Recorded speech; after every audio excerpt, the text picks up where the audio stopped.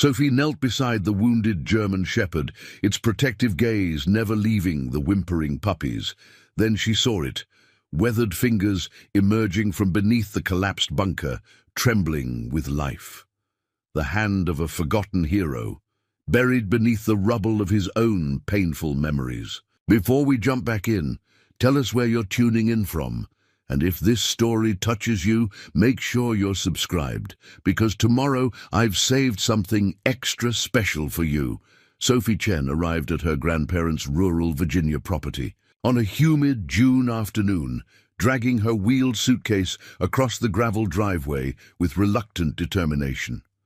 At 12 years old, spending summer vacation on a remote farm felt like a punishment rather than an opportunity. The sprawling property, 40 acres of rolling meadows, dense woodlands, and a spring-fed pond, represented everything she wasn't interested in: isolation, boredom, and separation from her friends in suburban Maryland. "It's just for 8 weeks," her mother had assured her, squeezing Sophie's shoulder before driving away. The unspoken reality hung between them. With both parents working overtime to save their struggling restaurant, Sophie had nowhere else to go. The pandemic had devastated their family business, and summer camps were an unaffordable luxury this year. Her grandmother Barbara waited on the wraparound porch, grey hair neatly pinned back, eyes bright behind wire-rimmed glasses. "There's my city girl," she called, descending the steps with outstretched arms. Sophie accepted the embrace with dutiful politeness, breathing in the familiar scent of lavender and baking flour. "Where's Grandpa?" Sophie asked, scanning the property for his tall figure. "In town, picking up feed for the chickens," Barbara replied, guiding Sophie toward the house. "He'll be back for dinner. I've made your favorite, blueberry pancakes." "That's for breakfast," Sophie mumbled, then immediately regretted her ingratitude when she saw her grandmother's smile falter. Inside, the farmhouse looked unchanged from previous visits: handcrafted furniture, patchwork quilts, and family photographs covering nearly every surface. Barbara led Sophie to the upstairs bedroom that had been reserved for her since infancy. The twin bed with its white iron frame, the old desk beneath dormer windows, the bookshelf filled with titles Sophie had outgrown years ago, all preserved as if time stood still in this corner of rural Virginia. "I'll let you get settled," Barbara said. "Come down when you're ready." Alone, Sophie flopped onto the bed and pulled out her phone. No signal. She had expected this. Her mother had warned her about the spotty reception, but the reality of disconnection still felt like physical pain. 8 weeks without TikTok, Instagram, or text messages from friends. 8 weeks of nothing but chickens, vegetable gardens, and endless quiet. She unpacked methodically, arranging her clothes in the pine dresser, positioning her tablet on the desk, though she knew the farm's internet was barely functional, and carefully placing her prized possession, a hand-painted music box from her father, on the bedside table. Then, with nothing else to occupy her, Sophie wandered to the window. From this vantage point, she could see beyond her grandparents' immediate property to neighboring land. About a quarter-mile away stood a dilapidated structure. What might have once been a small house or large shed. Weathered grey boards, partially collapsed roof, surrounded by tall grasses and wildflowers. Sophie didn't remember noticing it during previous visits. "That wasn't there before," she murmured to herself, leaning closer to the glass. Movement near the structure caught her attention, a flash of something dark disappearing around the corner. At dinner, while her grandfather Thomas served homegrown vegetables and pot roast, Sophie asked about the building. "That old place?" Thomas exchanged glances with Barbara. "Been there for decades, just more visible now since the Bradfords. Pine trees came down in that storm last winter." "I saw something moving around there," Sophie persisted. Thomas nodded, buttering a slice of bread. "Probably just Miller. He lives out that way." "Who's Miller?" Another glance between her grandparents. "A veteran, Barbara said gently. Keeps to himself, mostly. He owns that falling-apart building. Not exactly, Thomas replied. That structure is on the edge of our property, actually. An old storage building from when this was a working farm with hired hands. Miller just looks after it, you could say. Thomas, Barbara said quietly, a warning in her tone. She's old enough to understand, Barb, he countered, then addressed Sophie directly. Miller, Harold Miller, served in Afghanistan, came back about 8 years ago, had some trouble adjusting to civilian life. Sophie had learned about Afghanistan in school, though the war felt like ancient history to her. So he's homeless. He has options, Barbara interjected.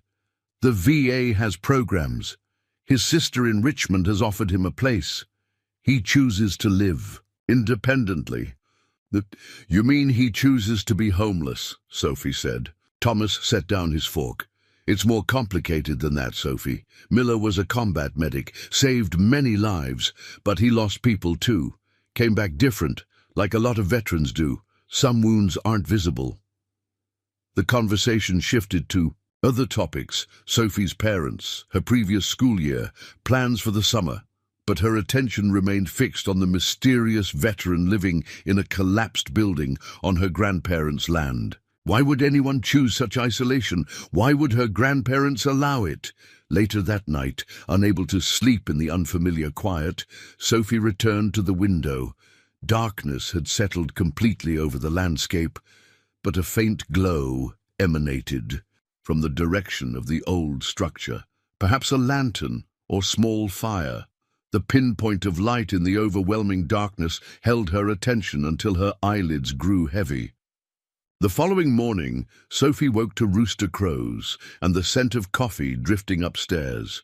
Grogginess gave way to remembered disappointment. Day 1 of 56 in rural exile.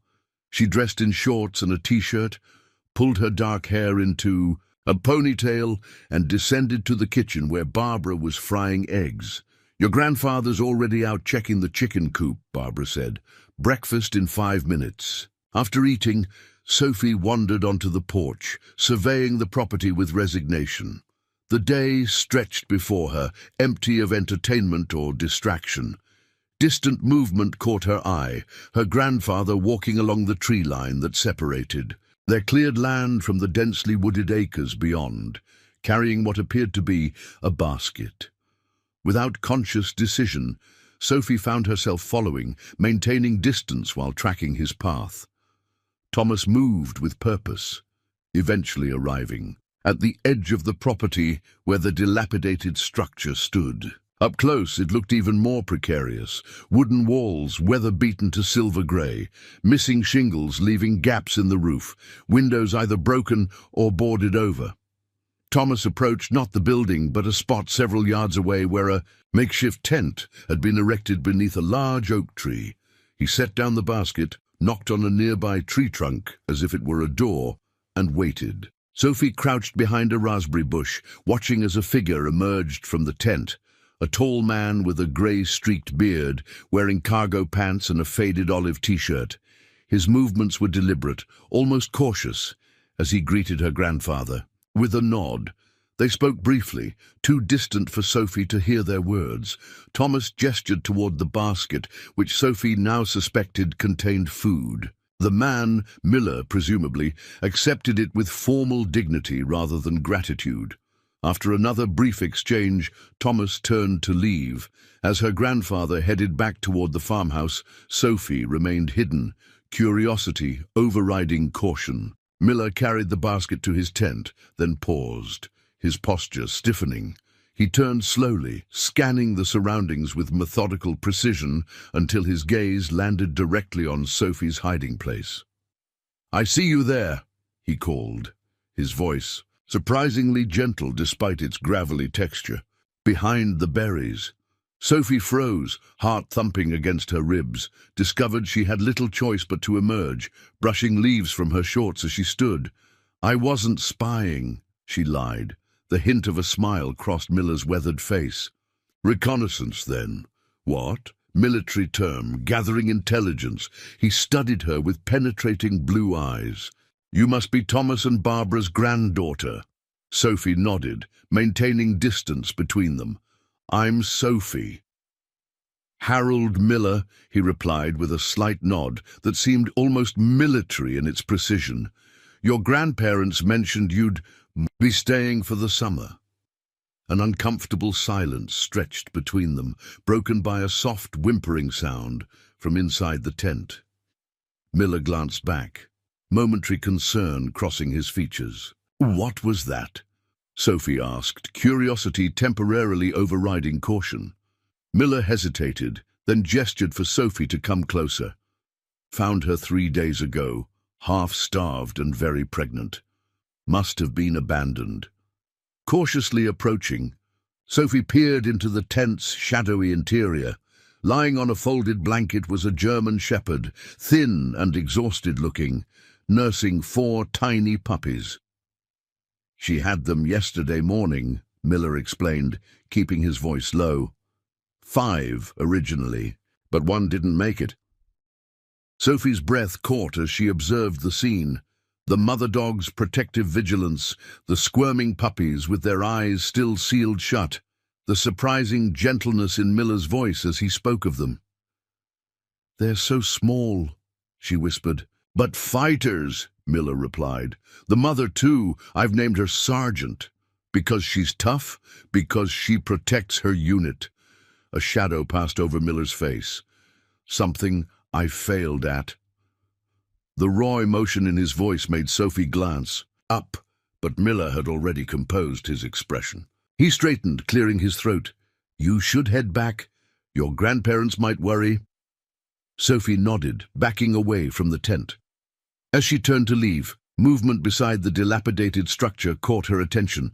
A slight shifting of debris near the foundation where the building had partially collapsed into what might have once been a root cellar or small basement. She froze, eyes widening as weathered human fingers emerged from beneath a fallen beam, trembling slightly as they reached toward the sunlight.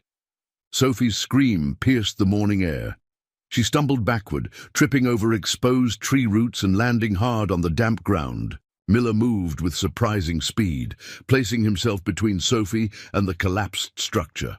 "Stay back," he ordered, his voice shifting instantly from gentle to commanding. But Sophie couldn't tear her eyes away from those fingers. Human. Fingers emerging from beneath the rubble. "There's someone under there," she gasped, scrambling to her feet. "We have to help them." Miller's expression changed, confusion replacing alertness. He turned toward the structure, squinting at the spot that had triggered Sophie's panic. For a long moment, he simply stared. Then his shoulders relaxed slightly. "Sophie," he said, his tone gentler now, "there's no one there." "But I saw—" She pointed at the collapsed corner of the building where sunlight illuminated decades of decay. The hand was gone. Had she imagined it? No. She was certain. Weathered fingers had reached out from beneath that fallen beam. Miller approached the structure cautiously, examining the area Sophie indicated. He moved aside a few smaller pieces of wood, revealing nothing but dirt and old foundation stones. "See? Nothing here." Sophie shook her head stubbornly. "I know what I saw." Preparing and narrating this story took us a lot of time, so if you are enjoying it, subscribe to our channel. It means a lot to us. Now back to the story. Instead of dismissing her, Miller studied her face with unexpected intensity. After a moment, he nodded slowly. "I believe you saw something, but right now, there's nothing here." He glanced toward the tent where the German shepherd and her puppies rested.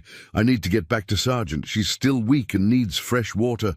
Sophie hesitated, torn between insisting on what she'd seen and the obvious absence of evidence.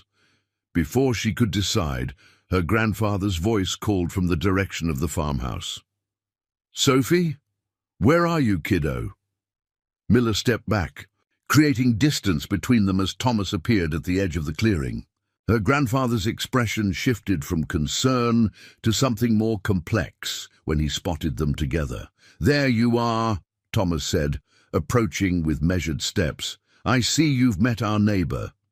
"I was just leaving," Sophie said quickly, shooting one last glance at the collapsed corner of the building. Nothing moved there now. As she followed her grandfather back to the farmhouse, Sophie's mind raced with questions. Had she actually seen fingers reaching from the rubble? If so, who could possibly be trapped there? And why had Miller seemed almost unsurprised by her claim? "You shouldn't bother Miller," Thomas said, once they were out of earshot. "He values his privacy." "I wasn't bothering him," Sophie protested. "I just wanted to see the puppies." Thomas's eyebrows rose. "He showed you the dogs?" "Not exactly. I heard them whimpering and looked in the tent." Sophie hesitated, then added, "Grandpa, I saw something strange at that old building." "What kind of strange?" "Like a hand coming out from under the collapsed part." Thomas stopped walking, turning to face her fully. "A hand?" Sophie nodded, watching his reaction carefully. "I know it sounds crazy, but I saw fingers reaching out from under the debris. Then they disappeared." Her grandfather's expression remained neutral, but Sophie noticed how he glanced back toward Miller's campsite. "That structure is very old, Sophie. The shadows play tricks sometimes, especially in the morning light." "It wasn't a shadow," she insisted. "It was moving." Thomas sighed, placing a gentle hand on her shoulder. "Look, I know this place is boring for you. Your imagination is trying to create excitement. That's natural. I'm not making it up." Sophie pulled away, frustration building. "Why won't anyone believe me?" "I believe you saw something," Thomas replied carefully. "I just don't think it was what you thought it was." The parallel between her grandfather's response and Miller's wasn't lost on Sophie. Both adults had used almost identical phrasing, acknowledging her experience while dismissing its reality. Were they hiding something? Back at the farmhouse, Barbara had prepared lunch, tomato sandwiches with herbs from her garden. Sophie ate mechanically, her thoughts still at the collapsed structure and the mysterious hand. "Sophie was exploring this morning," Thomas mentioned casually, passing the pitcher of lemonade. "She met Miller and his new dogs." Barbara's eyes widened slightly. "Oh? He usually doesn't welcome visitors." "I wasn't visiting," Sophie clarified. "I was just following Grandpa and saw the tent." She debated whether to mention the hand, but decided against it. Her grandparents had already made their position clear. After lunch, Sophie retreated to her room, restless energy making it impossible to settle. The mystery of what she'd seen consumed her thoughts.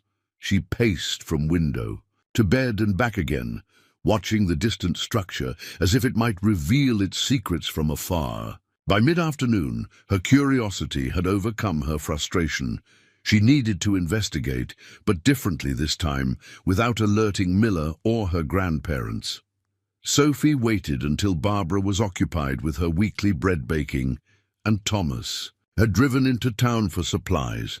Then she slipped out the back door, taking a circuitous route through the wooded area that would conceal her approach to the old building. The summer heat pressed down through the tree canopy, mosquitoes buzzing persistently around her exposed arms and legs. Sophie swatted them away absently, focused on moving quietly through the underbrush. She emerged at the far side of the clearing, opposite from Miller's tent, with a clear view of the dilapidated structure. No one was visible in the immediate area. The tent flap was closed, suggesting Miller might be inside with Sargent and her puppies. Sophie crept toward the building, keeping low and moving from tree to tree for cover. Up close, the structure appeared even more precarious than before. What had once been a simple rectangular building had collapsed inward on one side, creating A dangerous tangle of rotted beams and weathered boards. Moss and vines had claimed much of the exterior, nature slowly reclaiming what humans had abandoned. Sophie approached the corner where she'd seen the hand, scanning the ground for any sign of disturbance. The fallen beam remained as before, pressing into soft earth beside crumbling foundation stones. She crouched, examining the area more carefully, pushing aside smaller debris. Nothing. Disappointment settled heavy in her chest. Maybe her grandparents were right. Perhaps it had been a trick of light and shadow, combined with her boredom-seeking excitement. She sat back on her heels, sighing. "You're persistent, I'll give you that." Sophie jumped at Miller's voice, nearly losing her balance. He stood several yards away, arms crossed, watching her with an unreadable expression. "I just wanted to check again," she admitted, seeing no point in lying. Miller nodded, approaching slowly. "Finding the truth is important to you." It wasn't a question, but Sophie answered anyway. "Yes." He studied the collapsed corner, then glanced toward his tent where Sergeant could be heard whimpering softly. "Some truths are buried deep. Sometimes that's where they need to stay." Sophie frowned. "That doesn't make sense. Truth should come out." "Should it?"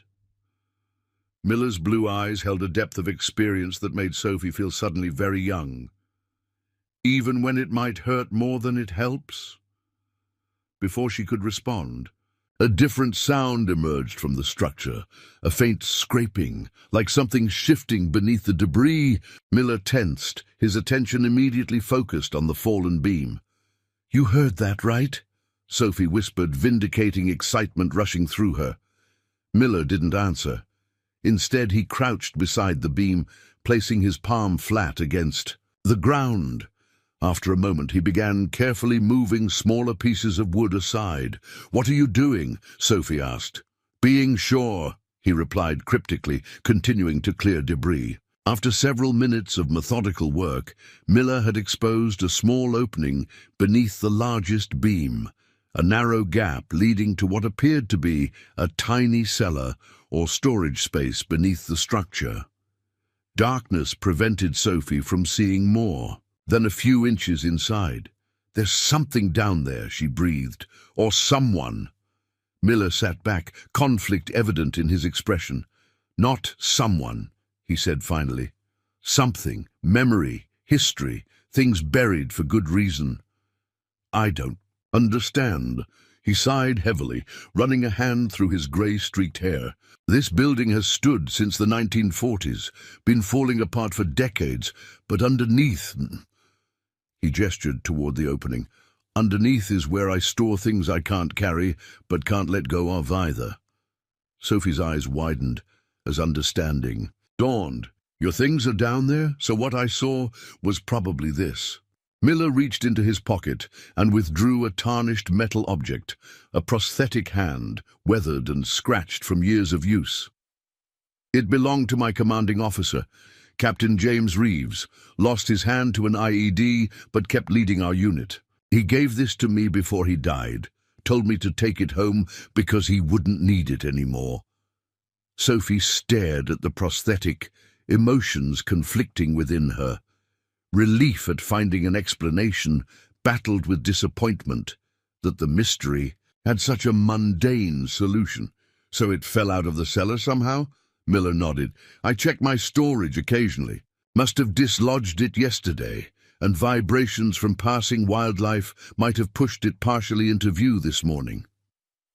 It made sense, yet something about his explanation felt incomplete.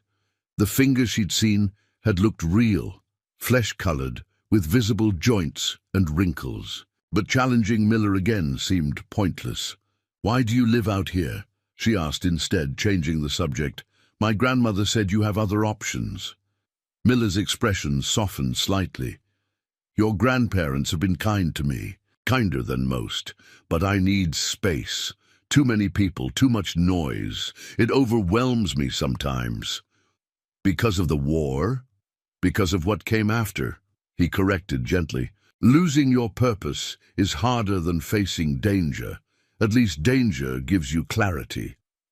Sophie considered this, finding unexpected resonance. Though her life couldn't compare to Miller's experiences, she understood feeling displaced, uncertain of her value or purpose. Wasn't that exactly what this summer represented, being sent away because she wasn't needed, wasn't useful? "I should get back," she said finally, standing and brushing dirt from her knees. "My grandparents will worry." Miller nodded, but as Sophie turned to leave, he added, "Come back tomorrow if you want. Sergeant's puppies need socializing, and I could use the help." The invitation surprised her. Really? Really. Miller's weathered face revealed the ghost of a smile. "Just don't go exploring this old wreck again. It's not safe." As Sophie walked back toward the farmhouse, she glanced over her shoulder one last time. Miller had returned to the opening beneath the beam, kneeling beside it with his head bowed, the prosthetic hand cradled in his palm like a precious relic. The image stayed with her, a solitary figure surrounded by ruins, keeping vigil over memories too heavy to carry, but too precious to abandon. The following morning, Sophie woke earlier than usual, the promise of puppies providing motivation that her smartphone never could. She dressed quickly, pulling on jeans despite the summer heat, protection against thorns and insects as she crossed the wooded area to Miller's camp. Downstairs, she found her grandmother already preparing breakfast, the kitchen filled with the scent of sizzling bacon. "You're up early," Barbara observed, sliding a glass of orange juice across the counter. "Sleep well?" "Fine," Sophie replied, accepting the juice. "I thought I might help Miller with the puppies today." Barbara paused, spatula suspended above the frying pan. "Did he invite you?" "Yes," Sophie confirmed, noting her grandmother's surprise. "He said they need socializing." Barbara and Thomas exchanged one of their silent communications, a language of raised eyebrows and subtle nods, developed over 40 years of marriage. "That's unexpected," Barbara said finally. "Miller doesn't usually welcome company. He seems okay to me." Sophie shrugged, helping herself to toast. "Just quiet." Thomas folded his newspaper, giving Sophie his full attention. "Miller's experienced things most of us can't imagine, Sophie. That changes a person. He might seem fine one minute and then not fine the next." "You mean like PTSD?" Sophie asked. They'd covered post-traumatic stress in health class the previous year. "Among other things," Thomas nodded. "I'm not saying you can't visit the puppies, but be respectful of his space. If he seems tense or asks you to leave, don't take it personally." "I won't," Sophie promised, suddenly eager to escape the conversation. Her grandparents' concern, while understandable, felt stifling. She finished her breakfast quickly, accepting the small bag of homemade biscuits Barbara offered for Miller and the dogs, and headed outside. The morning air hung heavy with humidity, promising another scorching Virginia day. Sophie cut through the garden, past rows of tomatoes and peppers, taking the same wooded path she'd discovered yesterday. Birds called from the canopy above, sounds she was slowly learning to distinguish after just 2 days away from city noise. As she approached the clearing, Sophie slowed her pace, uncertain of protocol. Should she call out, knock on a tree as her grandfather had done? Before she could decide, Miller emerged from his tent, Sergeant at his side. The German shepherd looked slightly stronger than yesterday, though still thin and watchful. "Morning," Miller greeted, his tone neutral but not unwelcoming. "You came." "I said I would," Sophie replied, keeping her distance from Sergeant. "I brought biscuits. My grandmother made them." Miller accepted the bag with a nod of thanks. "Barbara's cooking is one of life's genuine pleasures." The comment, unexpectedly poetic from such a reserved man, caught Sophie by surprise. "Is it okay if I see the puppies?" she asked, gesturing toward the tent. "That's why you're here, isn't it?" Miller stepped aside, allowing Sophie to approach the entrance. "Move slowly. Sergeant's protective, but she's getting used to me." Sophie crouched by the tent opening, peering inside. On a folded blanket lay 4 tiny bundles of fur, eyes still closed, bodies plump from nursing, paws twitching in sleep. Their coloring varied. 2 showed the traditional black and tan German Shepherd markings. 1 was almost entirely black, and the smallest was a diluted grey color, unusual for the breed. "They're perfect," Sophie whispered, resisting the urge to reach for them. "Nearly," Miller corrected. "The grey one, runt of the litter, having trouble competing for milk. Been supplementing with formula, but she's still struggling." Sophie noticed then that the grey puppy did seem smaller than its siblings. "What's wrong with it?" "Nothing wrong, just smaller, weaker. Nature tends to favor the strong." Miller's expression remained impassive, but something in his voice suggested personal significance to these words. "Does that mean she'll die?" Sophie asked bluntly. "Not necessarily. With extra care, runts can survive, even thrive. Just need someone willing to give that care." He reached into the tent, gently lifting the grey puppy. It wriggled in his palm, smaller than a potato, emitting tiny squeaks of protest. "Want to try feeding her?" Sophie nodded eagerly. Miller demonstrated how to prepare the canine formula, mixing powder with warm water in a small bottle equipped with a special nipple designed for puppies. "Support her body like this," he instructed, transferring the tiny creature to Sophie's hands, head slightly elevated. "Let her find the nipple herself, don't force it." Sophie cradled the puppy awkwardly at first, then with growing confidence as it latched onto the bottle.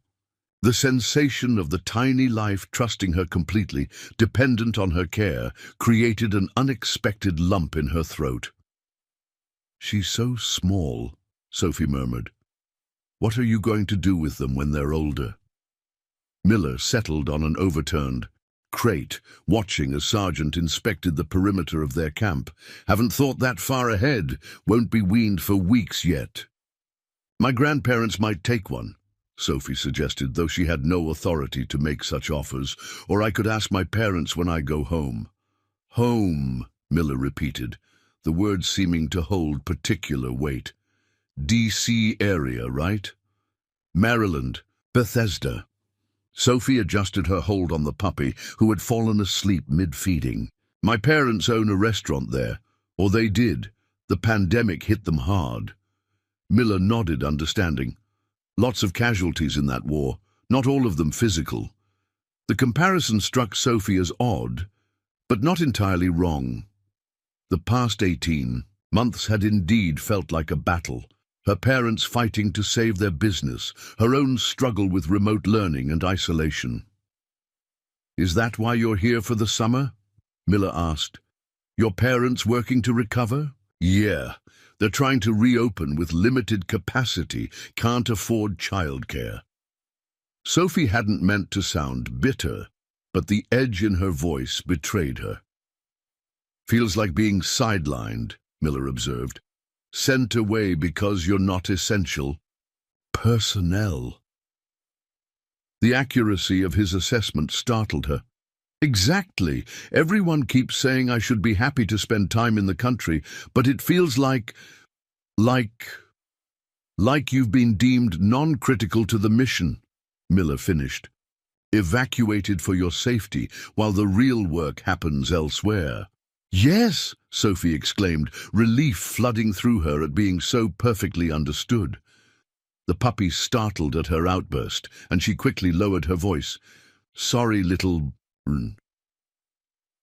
Miller reached for the sleeping puppy, returning it to the tent with its siblings. Military has a term for that feeling: phobie syndrome, forward operating base syndrome. Soldiers who provide support away from the front lines sometimes feel their contribution matters less than those in direct combat. "Does it?" Sophie asked. Matter less, I mean. Miller considered this, his weathered face thoughtful. A unit functions because every role is filled. Combat troops can't fight effectively without logistics, intelligence, medical support. The mistake is thinking only the most visible jobs have value. He gestured toward the puppies. Take the mother dog. She's not hunting or protecting territory. Right now, just lying there feeding puppies, keeping them warm, doesn't look heroic, but without her the future dies. Sophie followed his gaze to Sergeant, who had settled beside the tent, alert even in rest. So you're saying being sent here for the summer is actually important? I'm saying purpose isn't always where or what we expect it to be. Miller stood, stretching his tall frame.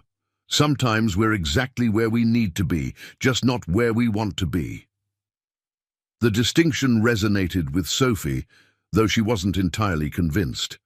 Still, Miller's perspective offered a framework she hadn't considered, that her summer exile might serve a purpose beyond simply keeping her occupied. "Can I help with anything else?" she asked, surprising herself with the offer. Miller studied her for a moment, then nodded toward the water containers near his camp. "Fresh water's always needed. There's a spring about 50 yards that way." He pointed toward a path barely visible among the trees.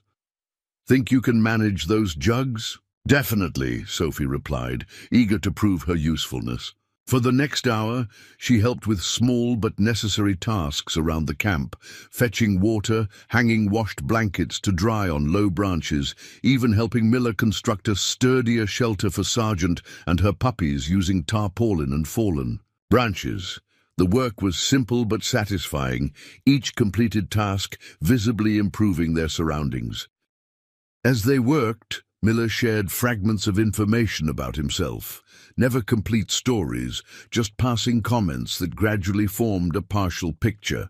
He'd served 3 tours in Afghanistan, had been a combat medic, came from a small town in West Virginia, had a sister somewhere in Richmond who meant well but didn't understand. In turn, Sophie found herself talking more than usual, sharing frustrations about pandemic schooling, worries about her parents' financial situation, even her embarrassment at being dumped with grandparents for the summer.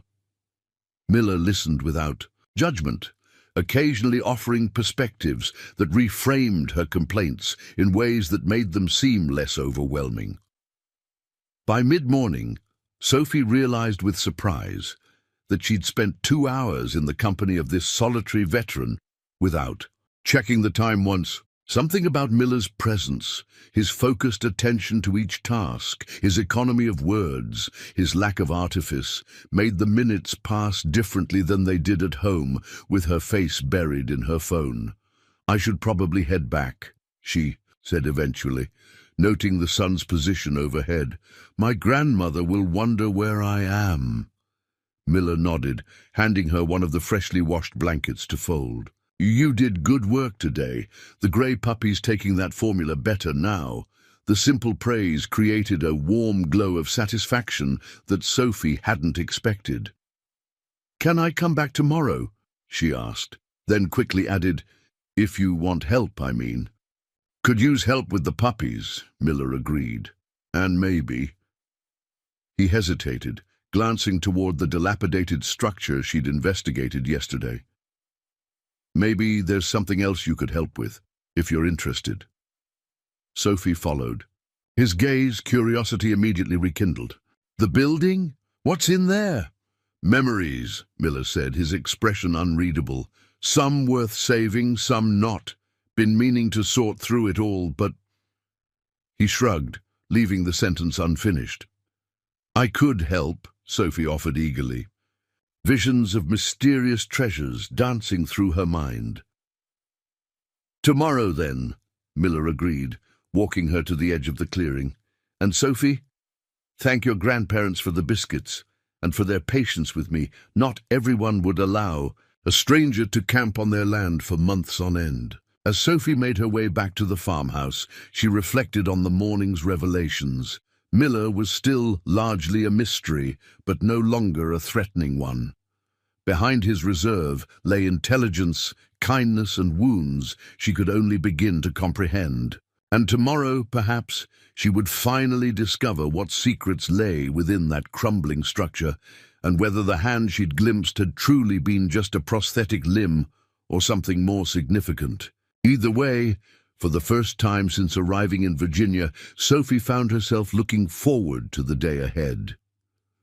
The following day dawned with unexpected rain, a steady summer downpour that drummed against the farmhouse roof and transformed the dirt paths to mud. Sophie stood at her bedroom window, watching water cascade from the eaves, disappointment settling heavy in her chest. Any exploration of Miller's mysterious structure would surely be postponed. Downstairs, she found her grandmother kneading bread dough, the kitchen warm and fragrant with yeast. "Perfect day for baking," Barbara commented, noting Sophie's glum expression. "And for board games, if you're interested. Your grandfather has quite the collection." "Maybe later," Sophie replied, helping herself to a banana from the fruit bowl. "I was supposed to help Miller with something today." Barbara wiped flour from her hands. "I'm sure he'll understand about the rain. That old building isn't safe in the best weather, let alone during a downpour." Sophie paused mid-bite. "How did you know we were going to the building?" A slight flush colored Barbara's cheeks. "Miller mentioned you might be helping him sort through some things. Thomas and we check on him regularly, make sure he's doing all right." The revelation that her grandparents maintained closer contact with Miller than they'd initially suggested piqued Sophie's curiosity. "Why does he live like that? In a tent, I mean. Grandpa said he has options." Barbara's hands resumed their rhythmic kneading, pressing and folding the elastic dough. "People heal in different ways, Sophie. For some, structured support, hospitals, therapy, medication provides the path forward. For others—" She glanced toward the window where rain blurred the landscape. "For others, that structure feels like another form of confinement. But living outdoors alone, that seems extreme. To us, perhaps." Barbara shaped the dough into a loaf with practiced movements. But Miller was a combat medic. He spent years making life-and-death decisions under unimaginable pressure. Returning to civilian life, where even small choices can feel overwhelming because the stakes seem insignificant by comparison, that transition defeats many veterans. Sophie considered this perspective, finding it difficult to reconcile the calm, methodical man who had shown her how to feed orphaned puppies with someone overwhelmed by ordinary life. "He seems really capable to me." "He is," Barbara agreed, "extraordinarily so in specific circumstances. Your grandfather says Miller can still perform emergency medical procedures with absolute precision, but asking him to navigate a crowded grocery store or complete paperwork for VA benefits, that's when his capabilities falter." The conversation left Sophie with more questions than answers, but the rain showed no signs of abating. She spent the morning helping her grandmother with household tasks, surprised to find satisfaction in the simple rhythm of domestic work. By early afternoon, however, restlessness had set in again, and the rain had lightened to a misty drizzle. "I'm going to check on Miller and the puppies," she announced, pulling on her raincoat, "just to make sure they're okay in this weather." Thomas glanced up from his crossword puzzle. "Take the thermos of soup your grandmother made." And Sophie, he hesitated, choosing his words carefully. "If Miller seems unsettled today, give him space. Some veterans find rainy days particularly difficult. Triggers memories." The warning resonated with Sophie's growing awareness of Miller's hidden complexities. She nodded solemnly, accepting the thermos and a package of corn muffins before heading out into the damp afternoon. The woods smelled different in the rain, earthier, more vital, the usual dusty summer scent replaced by rich loam and vegetative decay. Water droplets collected on leaves overhead, occasionally releasing in sudden cold splashes against Sophie's hood. She followed the now familiar path toward Miller's camp, moving carefully over muddy patches and slick roots. As she approached the clearing, Sophie called out, remembering Miller's military background might make him startle easily. "Hello, it's Sophie." No answer came. The clearing appeared deserted, the tent flap securely fastened against the weather. Sergeant was nowhere in sight, presumably sheltering inside with her puppies. Sophie approached cautiously, uncertain of protocol when Miller wasn't visible. "Miller, are you here? I brought soup." Movement caught her eye, not from the tent but from the dilapidated structure.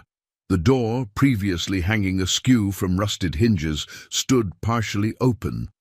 A faint light glowed from within. Sophie hesitated, recalling both her grandfather's warning and Miller's promise that they would explore the building together. Proper etiquette suggested she should leave the soup and return to the farmhouse. Curiosity urged her forward. Curiosity won. Moving quietly across the sodden clearing, Sophie approached the structure. From this angle, she could see that despite its external decay, the building's core remained relatively intact.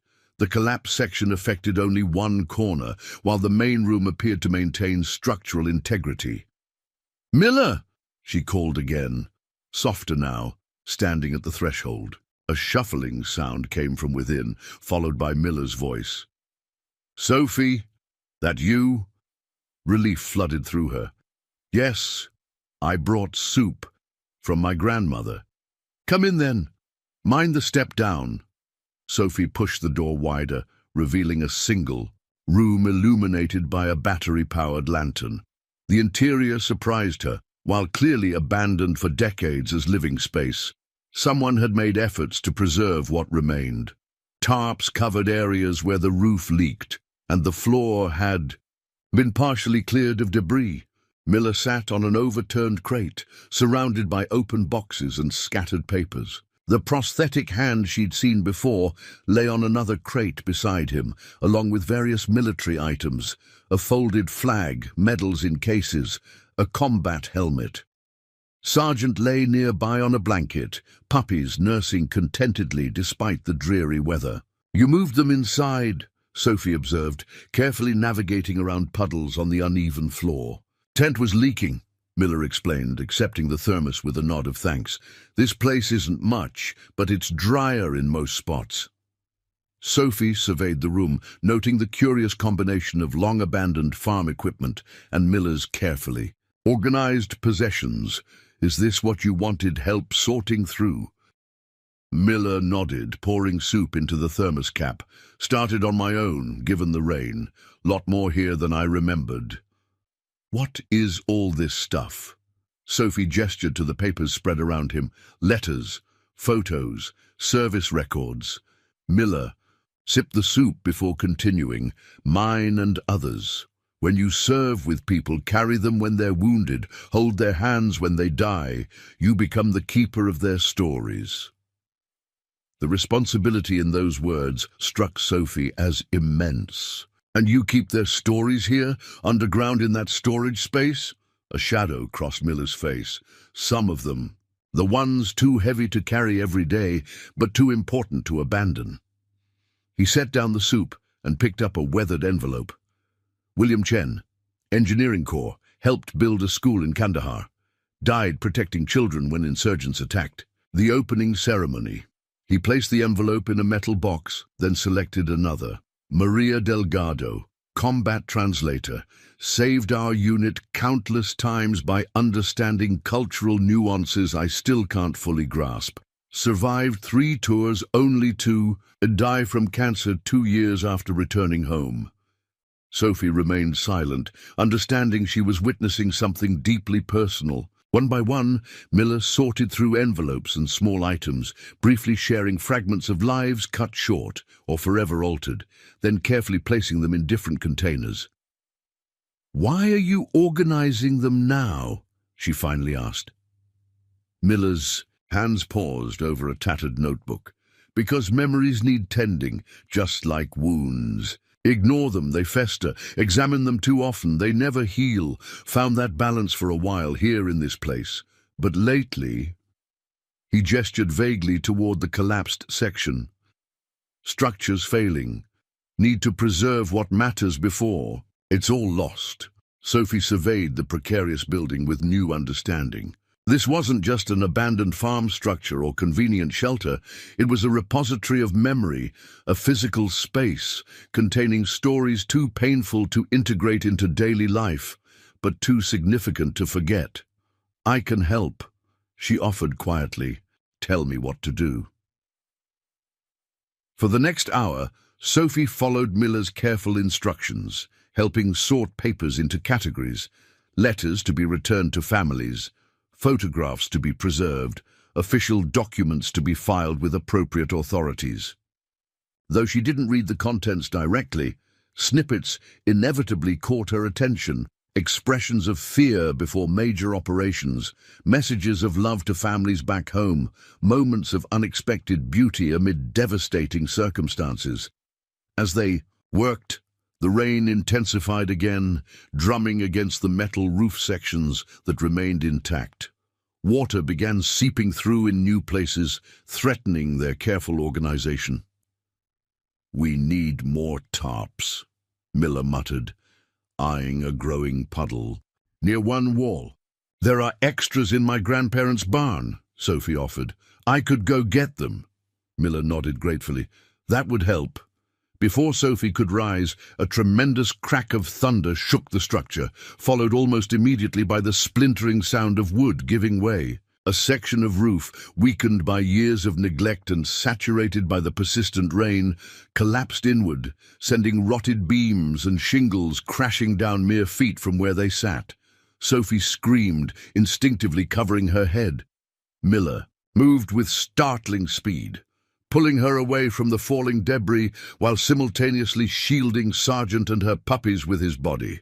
Dust and rainwater filled the air, momentarily blinding them. When the chaos subsided, Sophie found herself pressed against the far wall, Miller's arms still protectively extended across her shoulders. Sargent whimpered anxiously, nosing her puppies to ensure their safety. "Are you hurt?" Miller demanded, his voice sharp with adrenaline as he quickly assessed Sophie for injuries. No, she stammered, heart racing with delayed shock. "Just scared. Are you okay?" Miller didn't answer immediately, his attention shifting to the collapsed section.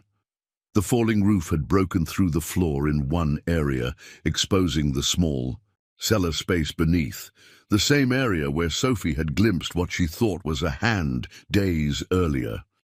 "We need to leave," Miller said, his tone brooking no argument. "Building's compromised, not safe anymore."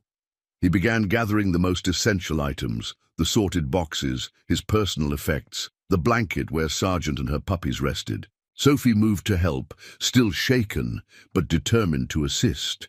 As Miller transferred the dogs back to the tent, which now seemed safer than the deteriorating structure, Sophie continued collecting scattered papers near the newly exposed cellar. Opening, a glint of metal caught her eye, something partially buried in the dirt and debris at the edge of the hole. Curiosity overcoming caution, Sophie reached down and carefully extracted the object. It was a military identification tag.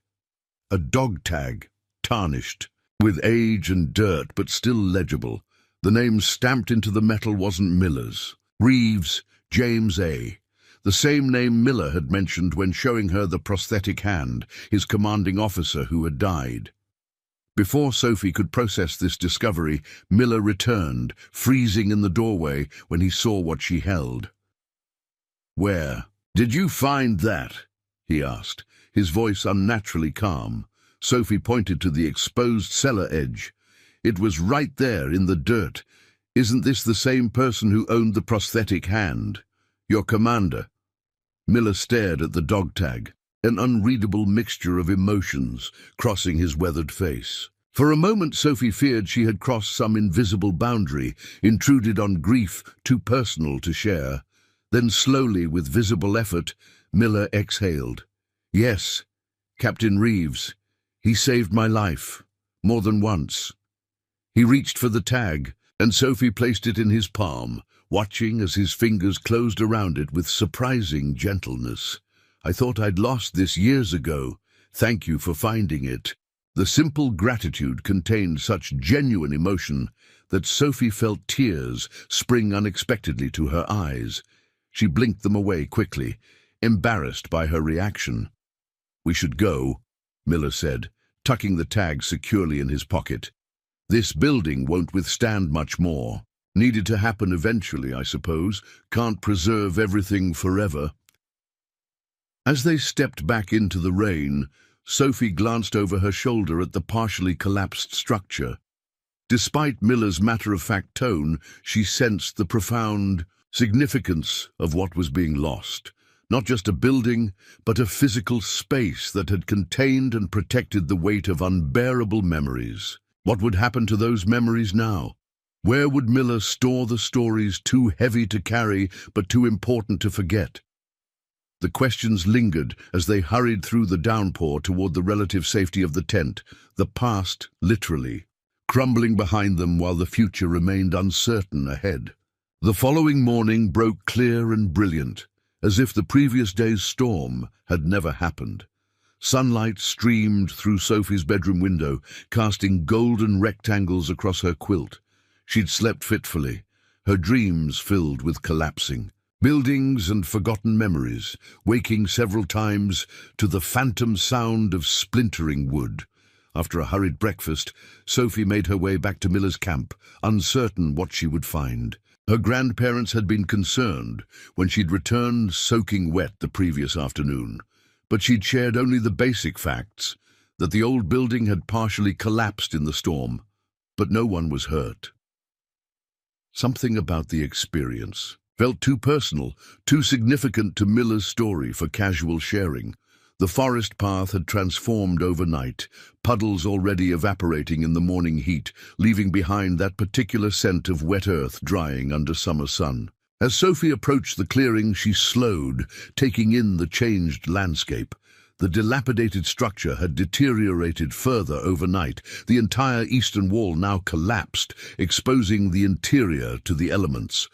It resembled the skeletal remains of some massive creature, wooden ribs jutting toward the sky. Miller was already awake and active, methodically sorting through salvaged items spread across a tarp near his tent. Sergeant lay nearby in a patch of sunshine, puppies squirming beside her. The German shepherd raised her head as Sophie approached, no longer displaying the wariness of their first encounters. "Morning?" Miller greeted without looking up, somehow sensing her presence. Building didn't make it through the night. Second storm came through around 2 a.m. "I heard it," Sophie confirmed, referring to both the storm and the distant cracking sound that had startled her awake in the darkest hours. "I was worried." "About the building, or about me?" Miller asked, his tone neutral. Sophie considered the question honestly. "Both, I guess." Miller nodded, seemingly satisfied with her answer. "Managed to get most of what mattered before the worst hit. Rest of it." He shrugged, gesturing toward the collapsed structure. Maybe it was time. Sophie approached the tarp, noting the careful organization of rescued items. Military memorabilia occupied one section, medals, patches, photographs of uniformed men and women.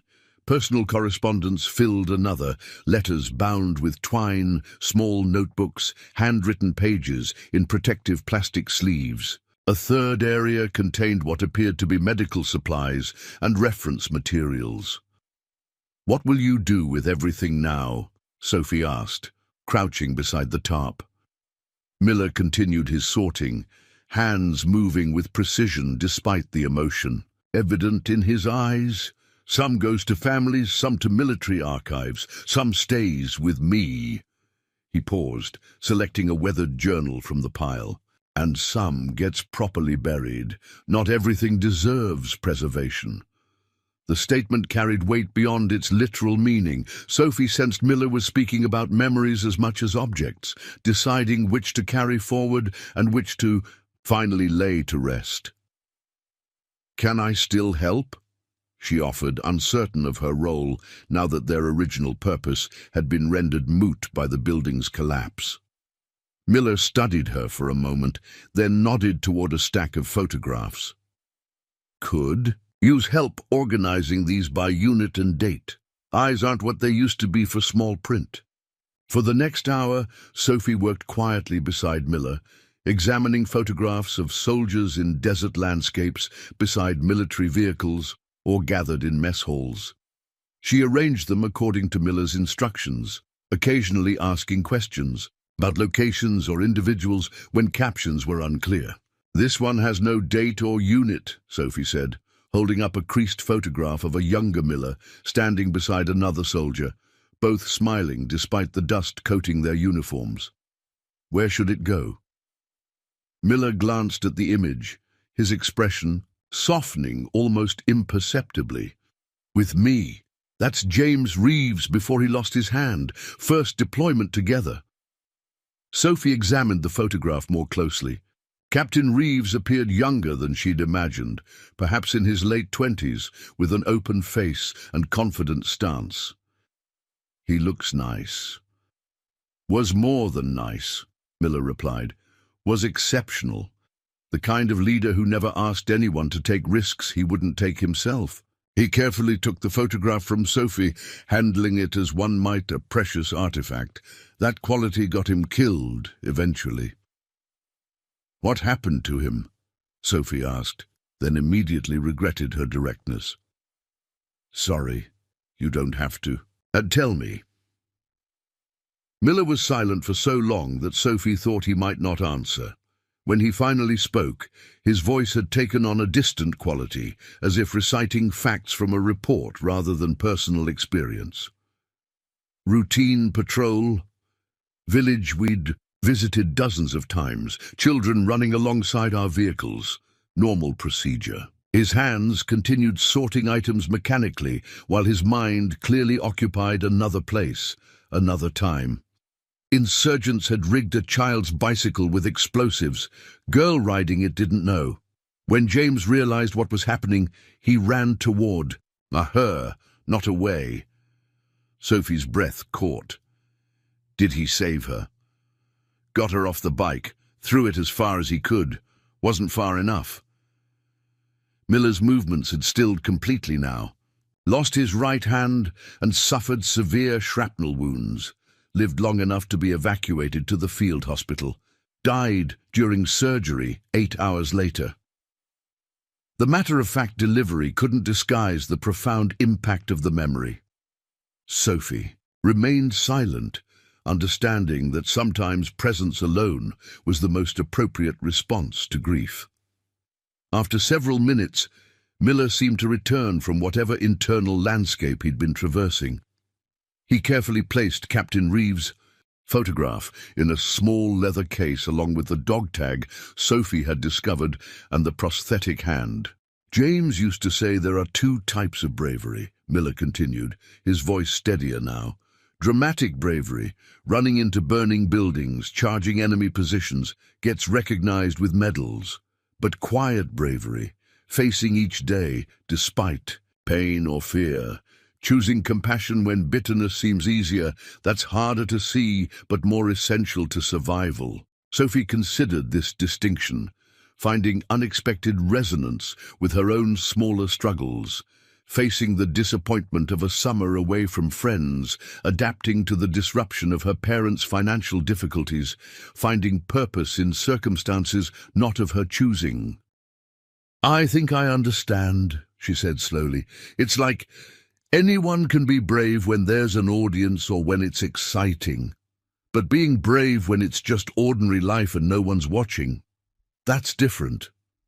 Miller nodded, something like approval warming his typically guarded expression. "Exactly. James had both kinds of bravery. It's the quiet kind I've struggled with since coming home."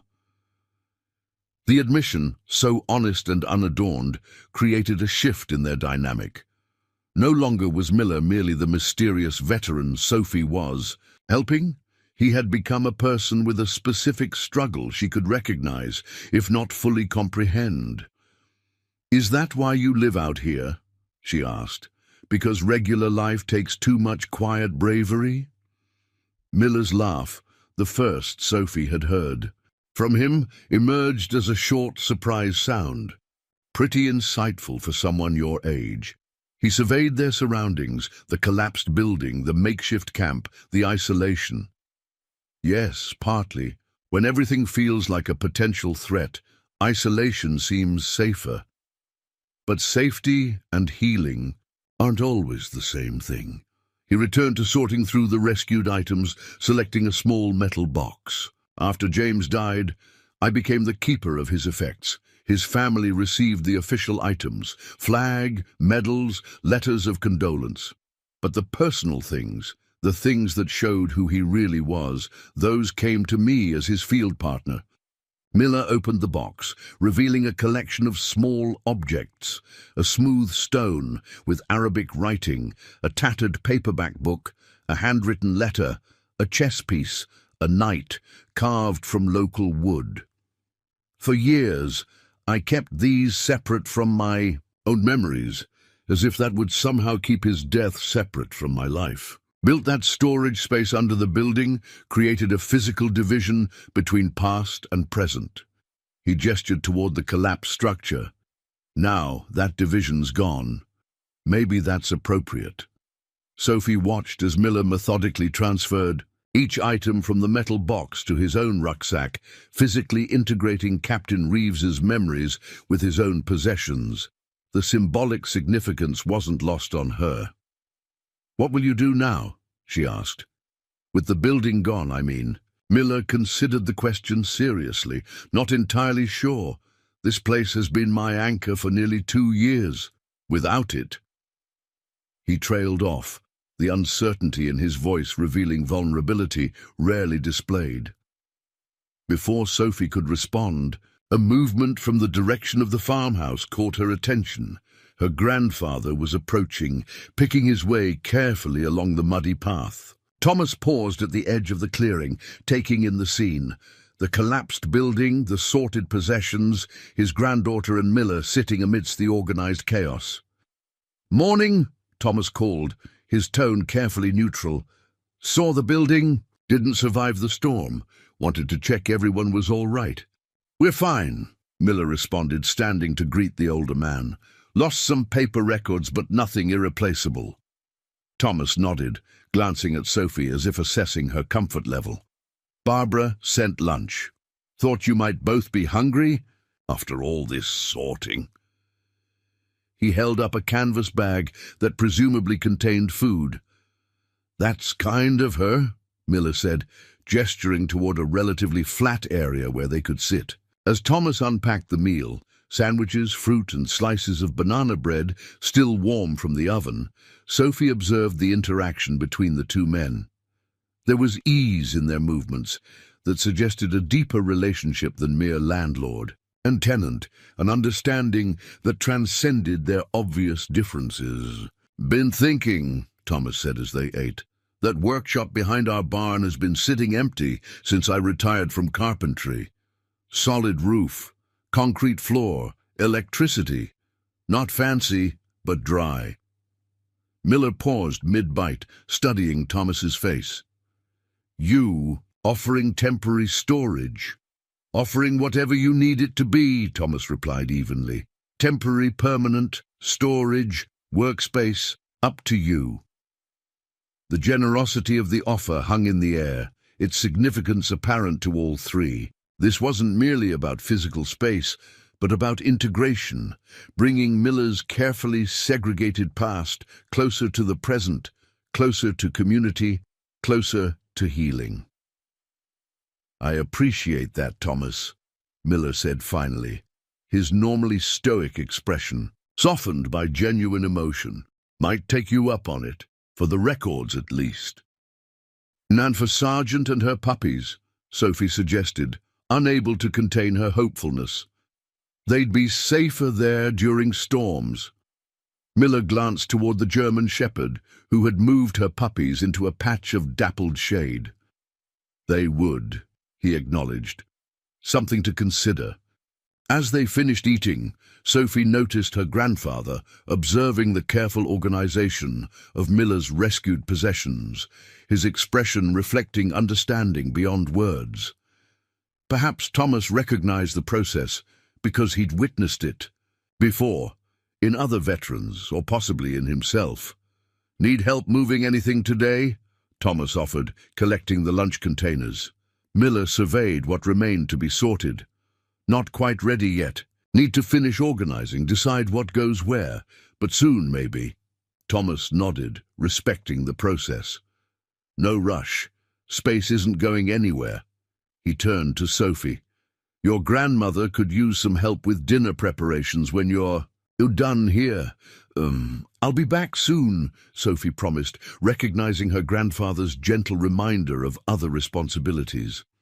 As Thomas departed, Miller resumed his methodical sorting, though with a subtle shift in demeanor that Sophie might have missed had she not been watching closely. A certain tension had eased from his shoulders, as if her grandfather's offer had lightened an invisible burden.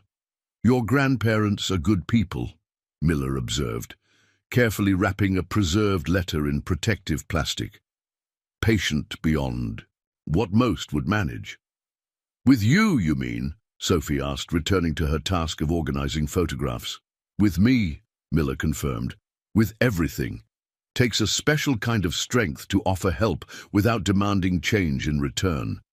To provide space for healing without prescribing how that healing should look." The observation revealed more about Miller's previous experiences than any direct account could have, suggesting encounters with well-intentioned but perhaps inflexible assistance that had proven more constraining than helpful. As they worked, together in the strengthening midday sun, Sophie contemplated the meaning of the collapsed building, the rescued memories, her grandfather's offer, and Miller's careful consideration of it. Something was shifting, not just physically in their surroundings, but in Miller's relationship to his past and perhaps to his future. Whether he recognized it yet or not, the storm had forced a kind of progress that intention alone might never have achieved. Sometimes Sophie realized protection becomes confinement, and only collapse can create space for rebuilding something stronger, something more integrated with life as it actually exists, rather than as we wish it to remain. 3 days after the storm, Sophie stood beside her grandfather in his workshop behind the barn, watching as he cleared decades of accumulated tools and materials from the sturdy wooden shelves that lined the walls. The space smelled of sawdust and machine oil, with sunlight streaming through high windows, illuminating dancing dust motes in golden beams. "You really haven't used this place since you retired?" Sophie asked, helping move a box of antique hand planes to a designated corner. Thomas shook his head, carefully arranging his collection of chisels in a toolbox. "Not properly. Come out. Occasionally to repair something for the house, or build a birthday gift for a grandchild, but my days of furniture commissions are behind me." He surveyed the spacious workshop with a hint of nostalgia. "My hands don't work like they used to. Arthritis makes fine detail work nearly impossible." Sophie examined the workshop with fresh appreciation. Unlike the collapsed structure in the woods, this building had been meticulously maintained. Roof intact, windows sealed against weather, concrete floor swept clean despite years of limited use. The electric lights still functioned, and a small wood stove in the corner promised warmth during colder months. "It's perfect for Miller's things," she observed. "Much better than that falling-down building." "That falling-down building, as you call it, served its purpose," Thomas replied, his tone gentle but corrective. "Sometimes we need to keep certain memories separate until we're ready to integrate them. Miller needed that distance, that division between past and present." Sophie considered this perspective, recalling Miller's explanation of the underground storage space. "But isn't it better to face things directly? That's what my school counselor always says."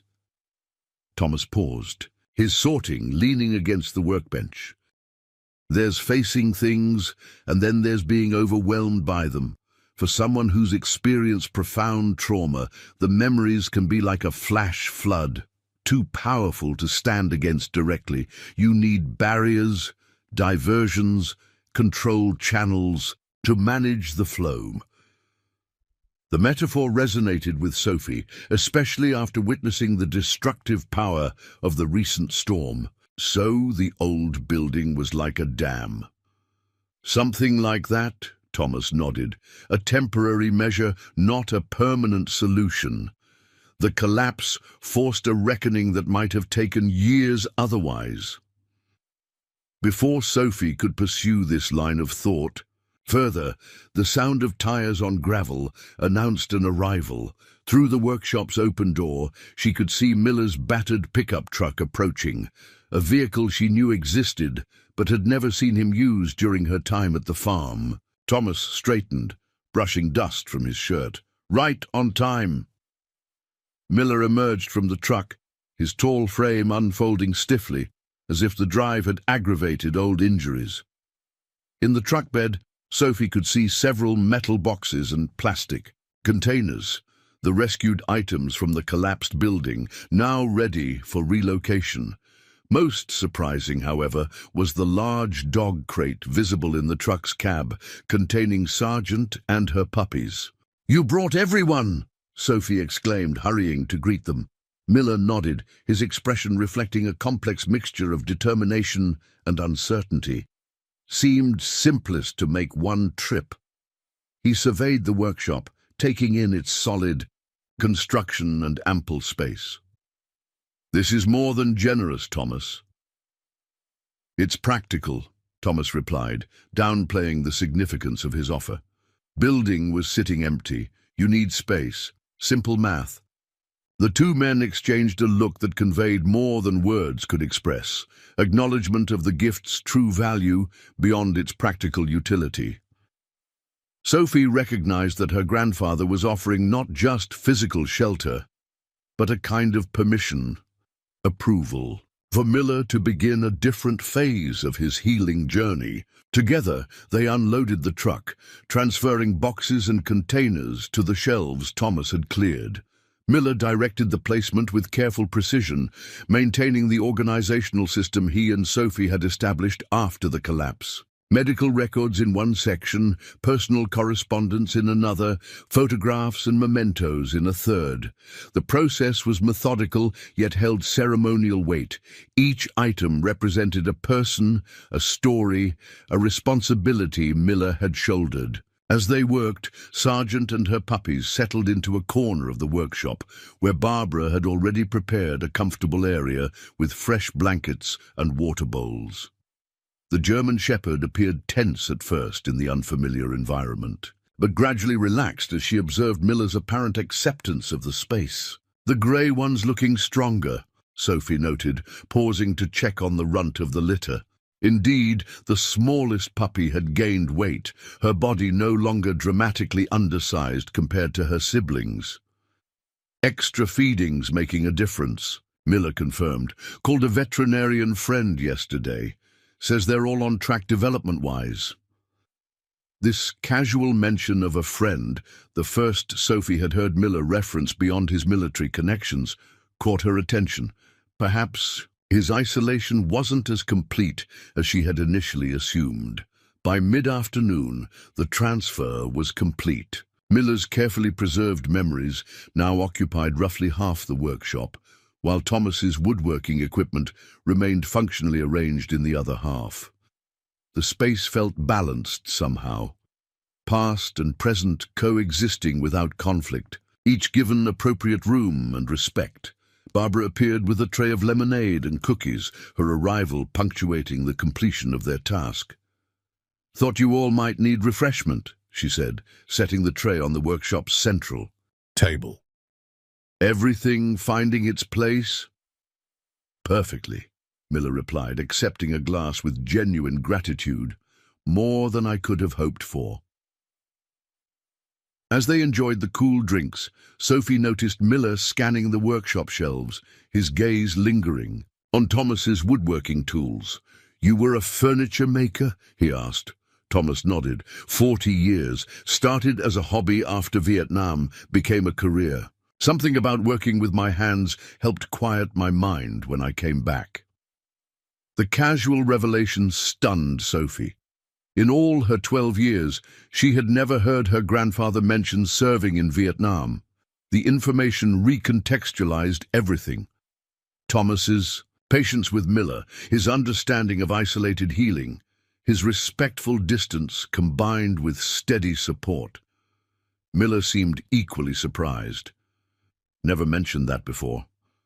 Never seemed relevant. Thomas shrugged. Different war, different time, but some experiences translate across generations. That they do, Miller agreed quietly. Barbara touched her husband's shoulder with familiar affection.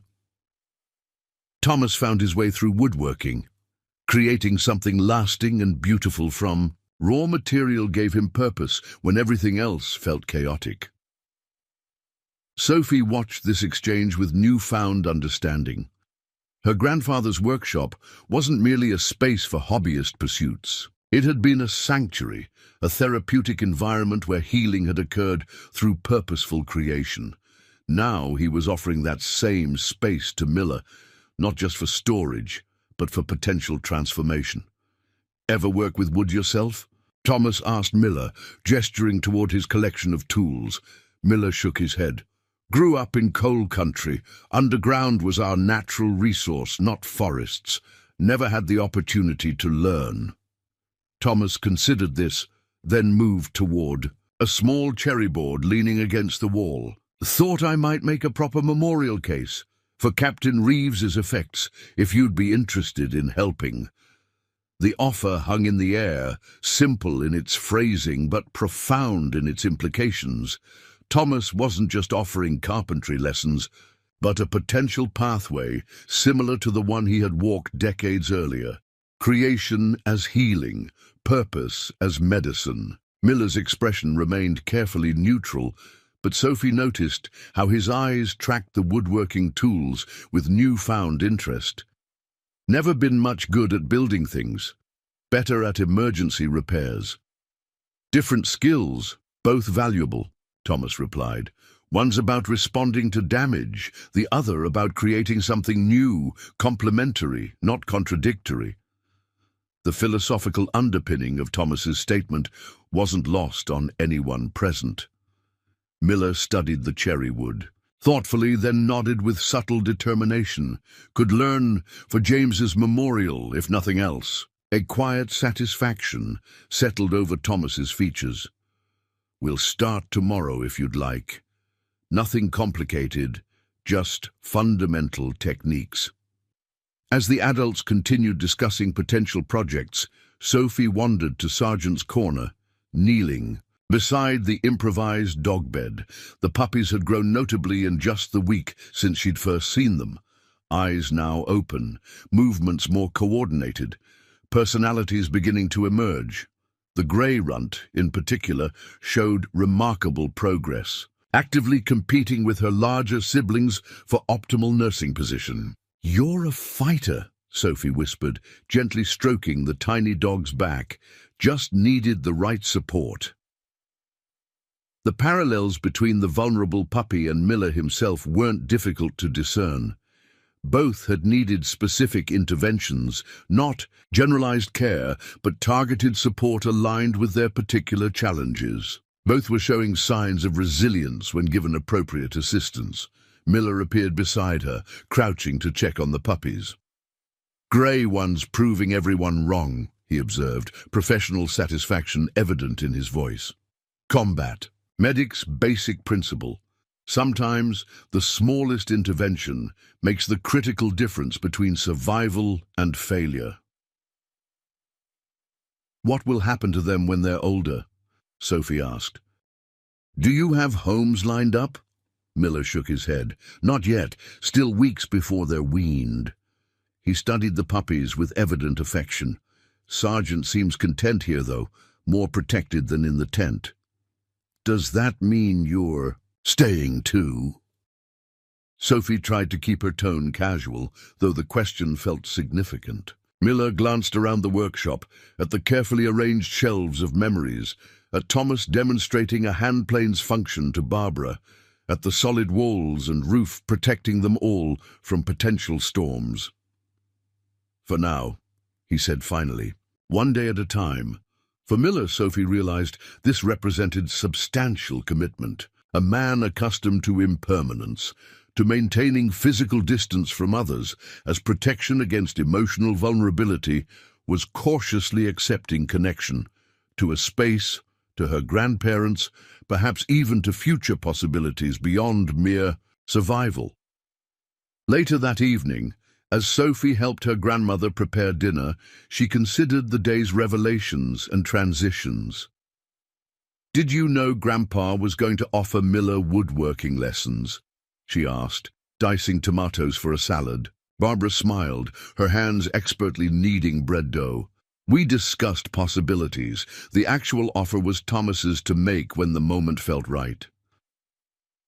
"It's weird to think of Grandpa in Vietnam," Sophie admitted. "He never talks about it." "Not directly," Barbara agreed. "But it shaped him in ways that echo through everything he does. His patience, his appreciation for stability, his understanding of how trauma changes a person." Sophie considered this perspective. "Is that why you let Miller stay on your property all this time? Because Grandpa understands?" Barbara shaped the dough into a loaf before responding. "Partly, but also because everyone deserves second chances, space to heal, and the dignity of finding their own path forward." She slid the bread into the oven and turned to face Sophie, fully. "Your grandfather found his way through creating beauty from raw materials. Miller's path might look different, but the principle remains. Healing rarely happens in isolation, yet it can't be forced by others." "And the workshop might help him?" Sophie asked. "The workshop offers possibilities," Barbara corrected gently. "Protection without isolation, structure without confinement, community without pressure. Whether it helps depends on Miller himself." Through the kitchen window, Sophie could see the workshop where light still glowed. Inside, her grandfather and Miller were visible, examining something on the workbench, the beginning of the memorial case perhaps, or simply the introduction to tools that might in time offer more than practical function. Sophie realized that the workshop represented something she hadn't initially recognized, a middle path, neither complete isolation like Miller's tent in the woods, nor full reintegration into conventional society with its overwhelming stimuli and expectations. Instead, it offered a transitional space where past and present could coexist, where memories could be honored rather than escaped, where healing might progress at its own necessary pace. As the summer sun began its gradual descent, casting long shadows across the farmyard, Sophie found herself oddly grateful for her exile to this rural Virginia property. Had she remained in Maryland, surrounded by her familiar distractions and complaints, she would have missed witnessing this quiet but profound transformation, a testament to the power of patient presence, appropriate boundaries, and the courage to begin again when storms destroy what once provided shelter. Perhaps her grandfather's woodworking philosophy applied to more than furniture and memorial cases. Perhaps people too could be damaged, then repaired and rebuilt into something different, yet equally valuable, not despite their brokenness, but incorporating it into new strength, new purpose, new beauty. 2 weeks passed like the gentle current of a summer stream, each day flowing into the next with a rhythm Sophie hadn't expected to find in her rural exile. The patterns established in those first transformative days developed into routines that gave structure to her previously formless summer. Mornings typically began with helping her grandmother in the expansive vegetable garden, learning to distinguish beneficial insects from pests, harvesting produce at peak ripeness, and preparing fresh ingredients for the day's meals.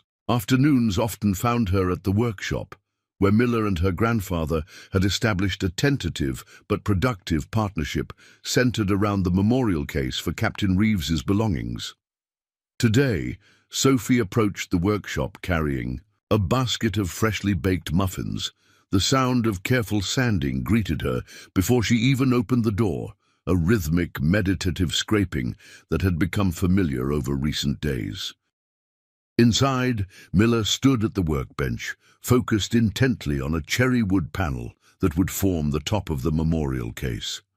Her grandfather sat nearby, offering occasional guidance while sorting through his collection of specialized finishing oils. "Blueberry muffins," Sophie announced, setting the basket on a small table they designated for refreshments. "Still warm."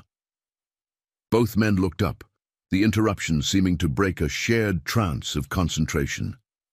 Sergeant, now a fixture in the workshop's corner, thumped her tail in greeting while keeping watchful eyes on her growing puppies, who had begun exploring their surroundings with wobbly determination. "Perfect timing," Thomas said, wiping his hands on a shop towel, "just discussing whether to use Danish oil or tongue oil for the finish."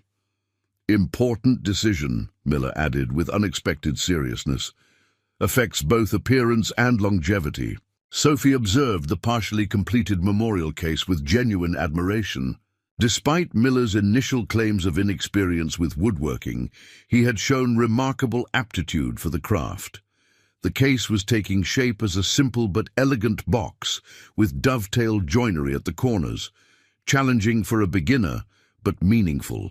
"In its permanence and strength, it's beautiful," she said, running a finger along the smooth edge of one completed side panel. "Captain Reeves would be proud." Something flashed across Miller's face, not quite pain, but a complex emotion that suggested her words had struck a sensitive chord. "Hope so," he replied quietly. Thomas, ever observant, smoothly redirected the conversation. "Made good progress this morning. Another day of sanding, then we can start on the finish." He selected a muffin from the basket. "Your grandmother said you've been helping with her canning project." 24 jars of strawberry preserves," Sophie confirmed with a hint of pride. "My hands are still stained red." The seemingly mundane accomplishment represented more than mere productivity. Sophie had initially approached her grandmother's domestic projects with urban skepticism, viewing them as antiquated activities, compared to her usual digital distractions. But something unexpected had emerged in those shared tasks, a sense of tangible completion, of creating something lasting from ephemeral ingredients, of participating in traditions that connected her to generations past. As they enjoyed the muffins, Sophie noticed changes in Miller that extended beyond his newfound woodworking skills. The perpetual vigilance that had characterized his posture during their early interactions had softened somewhat. He still maintained a position that allowed clear sightlines to all entrances, a habit Sophie now understood resulted from combat experience. But the tension in his shoulders had noticeably decreased. More significant was his increased verbal engagement. Where once he had offered only necessary responses, he now occasionally initiated conversations, particularly regarding the puppy's development or technical aspects of woodworking projects. "Grey ones surpassed expectations," Miller observed, gesturing toward the smallest puppy, who had boldly claimed a strip of sandpaper as her personal toy. "Compensates for size with determination." "She reminds me of someone," Thomas commented, with a subtle glance toward Miller. Rather than withdrawing from the implied comparison, Miller acknowledged it with a slight nod. "Underdogs often develop greater resilience. Necessity teaches what comfort cannot." The philosophical observation, delivered without self-pity, revealed how Miller's perspective on his own circumstances was evolving. His challenges were neither denied nor dramatized, simply integrated into a larger understanding of how adversity shapes capability. After finishing their snack, The men returned to their work. Sophie settled in her now customary corner, where she had established a small desk for reading and journal writing.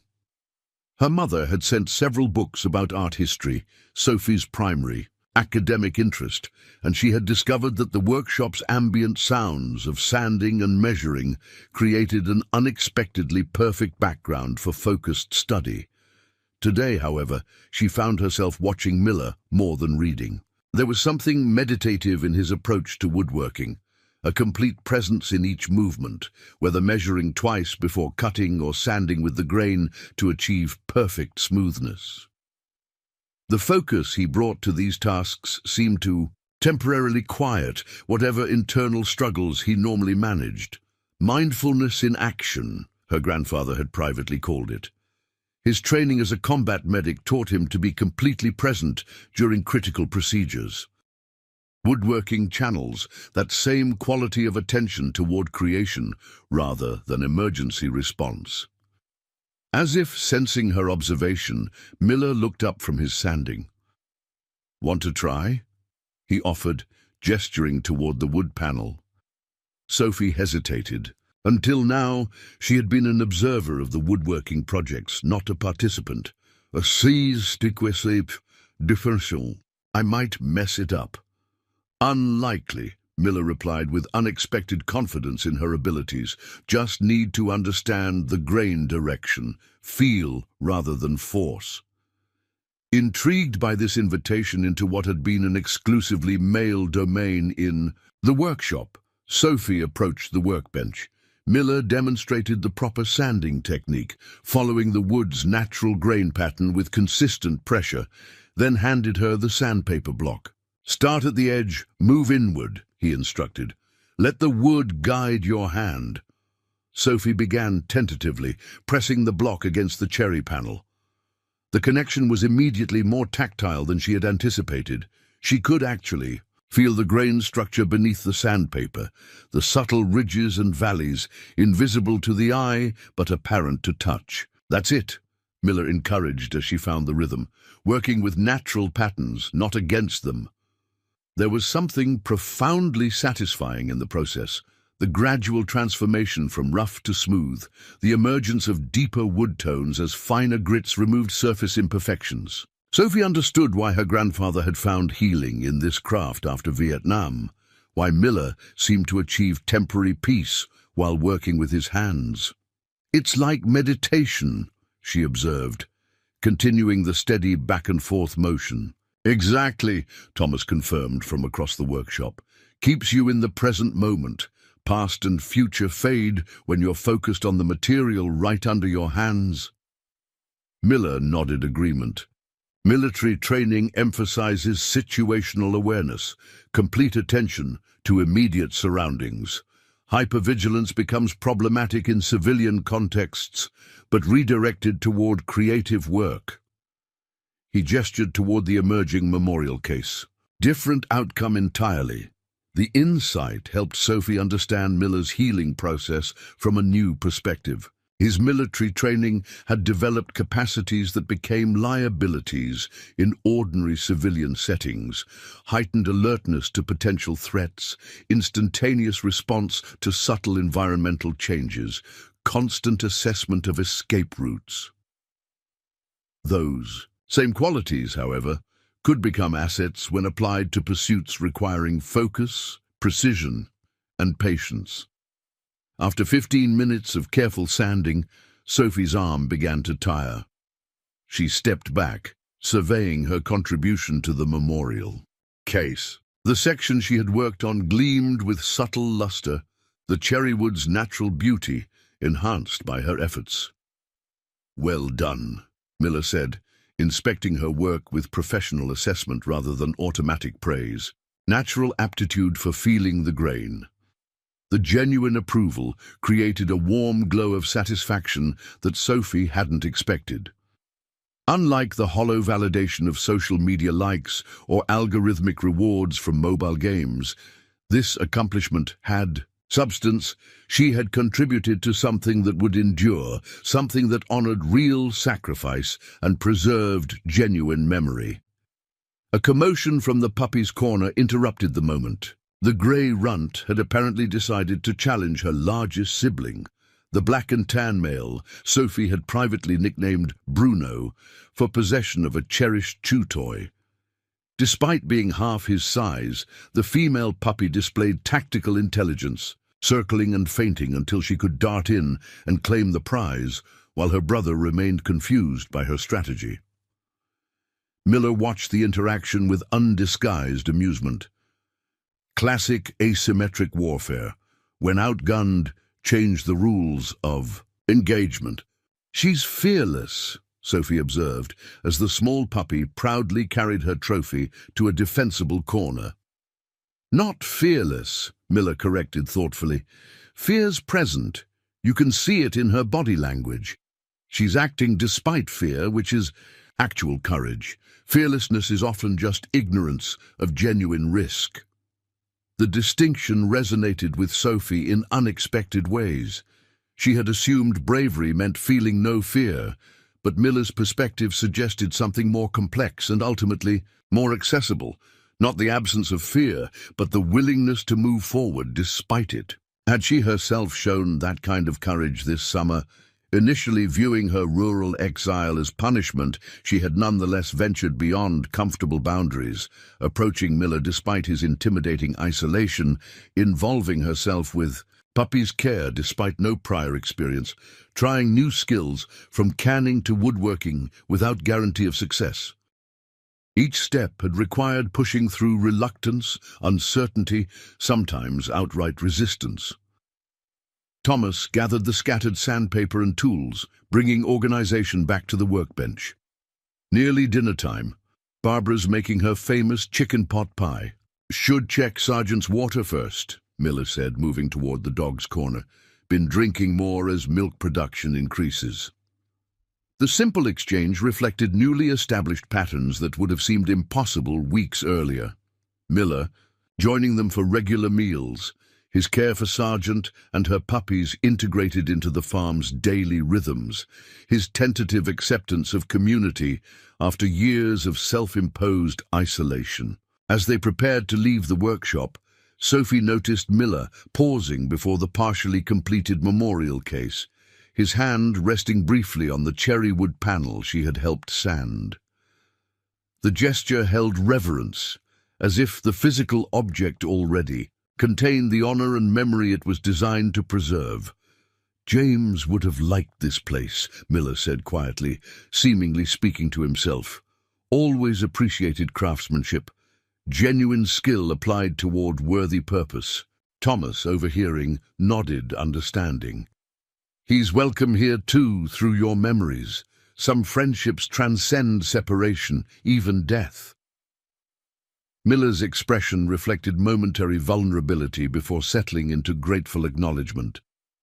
Starting to believe that might be true. Outside, the July afternoon stretched golden across the fields. Swallows darted through the air, catching insects in acrobatic sweeps, while cicadas created their rhythmic summer soundtrack from hidden positions in the trees.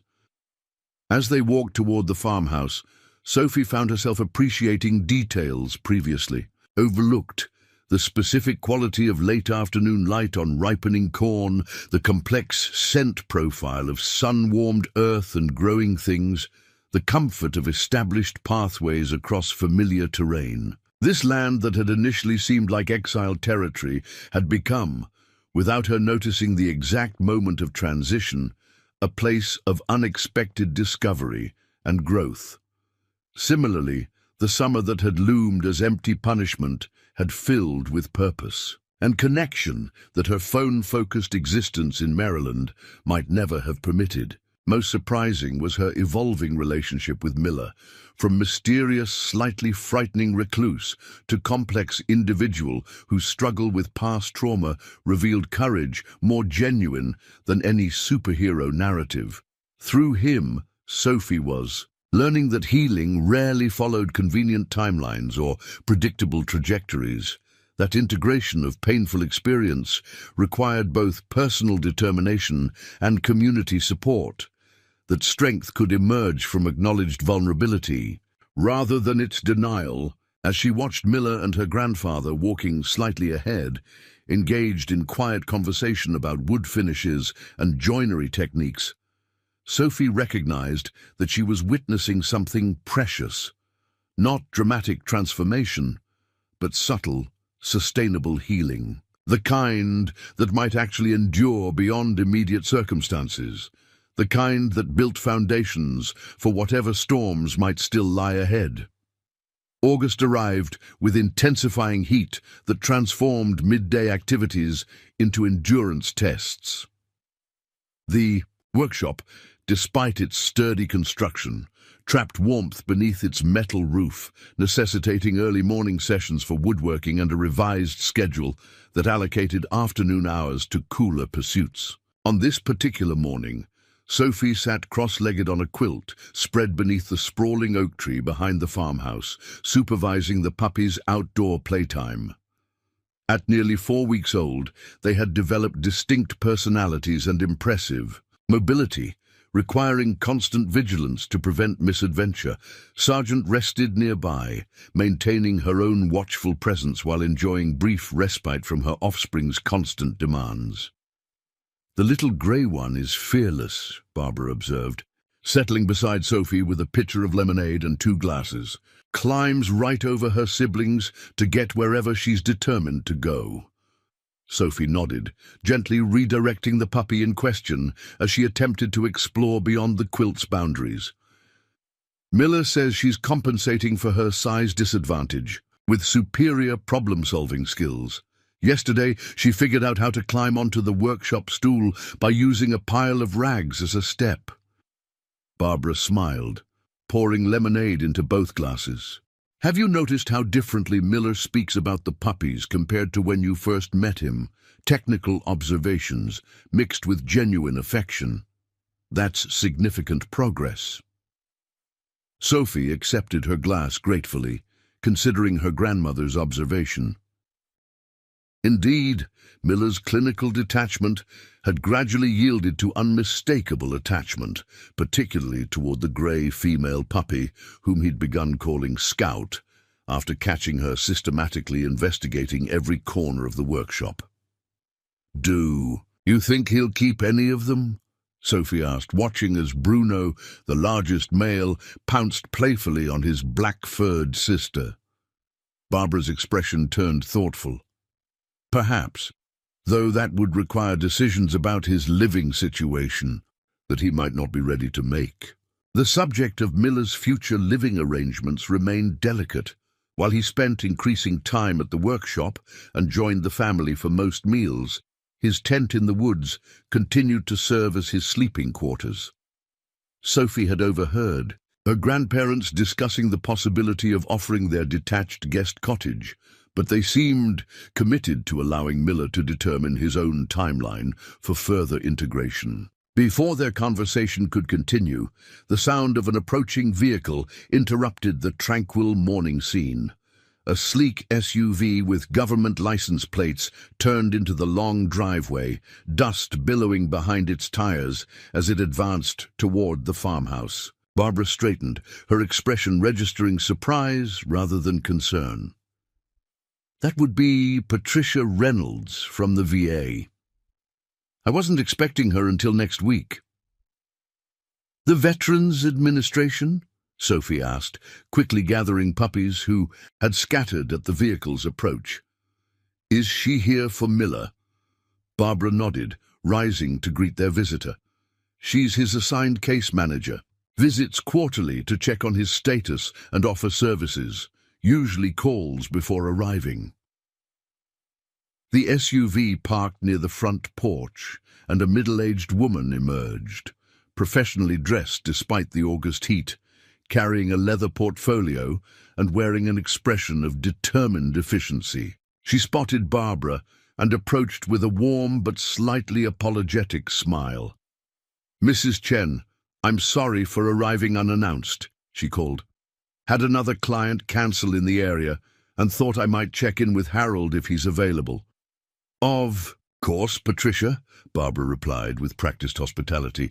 "He's at the workshop with Thomas. I'll show you the way." Sophie followed, still cradling two puppies, while Sergeant herded the others behind them. The case manager noticed the entourage with evident surprise. "Are these Miller's dogs?" she asked, her professional composure momentarily slipping. "Sergeant and her puppies," Sophie confirmed. "Miller rescued them about a month ago." Patricia Reynolds made a quick note in her portfolio, her expression revealing nothing about whether this development was considered positive or concerning. As they approached the workshop, the sound of active conversation filtered through the open windows. Miller and Thomas discussing the relative merits of different wood finishes for the nearly completed memorial case. Barbara knocked lightly before opening the door. "Harold, Patricia Reynolds is here from the VA. Hope that's all right." Miller looked up from the workbench, his body language immediately shifting from relaxed engagement to cautious formality. "Ms. Reynolds, wasn't expecting you until the 15th. Had an unexpected opening in my schedule," she explained, entering the workshop with practiced confidence. Her eyes scanned the space, taking in the organized shelves of Miller's rescued possessions, the woodworking project underway, and the corner outfitted for Sergeant's family. "This is quite different from your previous situation." The careful neutrality in her tone suggested professional assessment rather than judgment, but Sophie detected underlying surprise, perhaps even approval, in the case manager's expression. Thomas wiped his hands on a shop towel and extended one toward Patricia. "Thomas Chen, this workshop is shared space, my tools, Harold's project. Would you like some privacy for your meeting?" Patricia shook his hand firmly. "That won't be necessary unless Harold prefers it. Our check-ins are fairly straightforward." Miller, who had remained at the workbench, gestured toward the small sitting area they had arranged near Sergeant's corner. "Should be fine here." As Patricia settled into one of the wooden chairs, she noticed the memorial case taking shape on the workbench. "Is this your project, Harold?" "Work in progress," Miller confirmed, his typically sparse communication pattern re-emerging in this more formal context. "Memorial case for Captain Reeves." "James Reeves," Patricia clarified, referencing her notes. "Your commanding officer who died in Afghanistan." Miller nodded once, his expression carefully controlled. "Thomas has been teaching woodworking techniques, appropriate skills application." Sophie, observing from near the doorway, noted how Miller's speech patterns reverted to more military precision in Patricia's presence. Shorter sentences, limited emotional content, emphasis on practical function rather than meaning. It contrasted sharply with the more nuanced communication he had developed with her family over recent weeks. Patricia seemed to notice this shift as well, her approach softening slightly. "It's beautiful work, Harold. I'm impressed with the craftsmanship, especially for a beginner." A flash of pride briefly crossed Miller's face before disappearing behind his professional mask. "Had good instruction." The case manager directed her attention to Sergeant and the puppies, who had settled in their corner under Sophie's supervision. "And these new additions? How long have you been caring for them?" 4 weeks, 2 days, Miller replied. "Found the mother abandoned, heavily pregnant. Puppies born the following morning." Patricia made notes in her portfolio. "That's a significant responsibility. How has it affected your routine, your stress levels?" The clinical framing of the question seemed to catch Miller off guard. He glanced toward the dogs, then back to Patricia. "Positive impact overall, structured schedule, purpose-driven activities, practical application of medical training in non-combat context." Sophie recognized Miller's strategy, framing his care for the dogs in terms the VA would consider therapeutic, emphasizing structure and skill utilization rather than emotional connection. Yet, she had witnessed how his relationship with Sergeant and her puppies, particularly Scout, transcended mere clinical intervention. The tiny grey puppy had somehow navigated past Miller's carefully maintained emotional barriers, eliciting rare smiles and gentle interactions that revealed his capacity for connection beyond trauma-induced isolation. Patricia continued her assessment, asking about medication compliance, sleep patterns, and engagement with recommended services. Miller answered each question directly but minimally, providing necessary information without elaboration. The interaction reminded Sophie of formal dance with prescribed steps and limited improvisation, both participants following established protocol rather than engaging in authentic exchange. As the interview progressed, Miller's responses grew increasingly terse. Sophie recognized signs of tension building in his posture, the slight stiffening of his shoulders, the controlled rhythm of his breathing, the deliberate stillness that her grandfather had explained indicated Miller's conscious management of anxiety responses. Thomas noticed these signals as well. "Perhaps we could continue this conversation over some refreshment," he suggested diplomatically. "Barbara made fresh lemonade and cinnamon rolls this morning." The interruption provided necessary respite from the intensifying formality.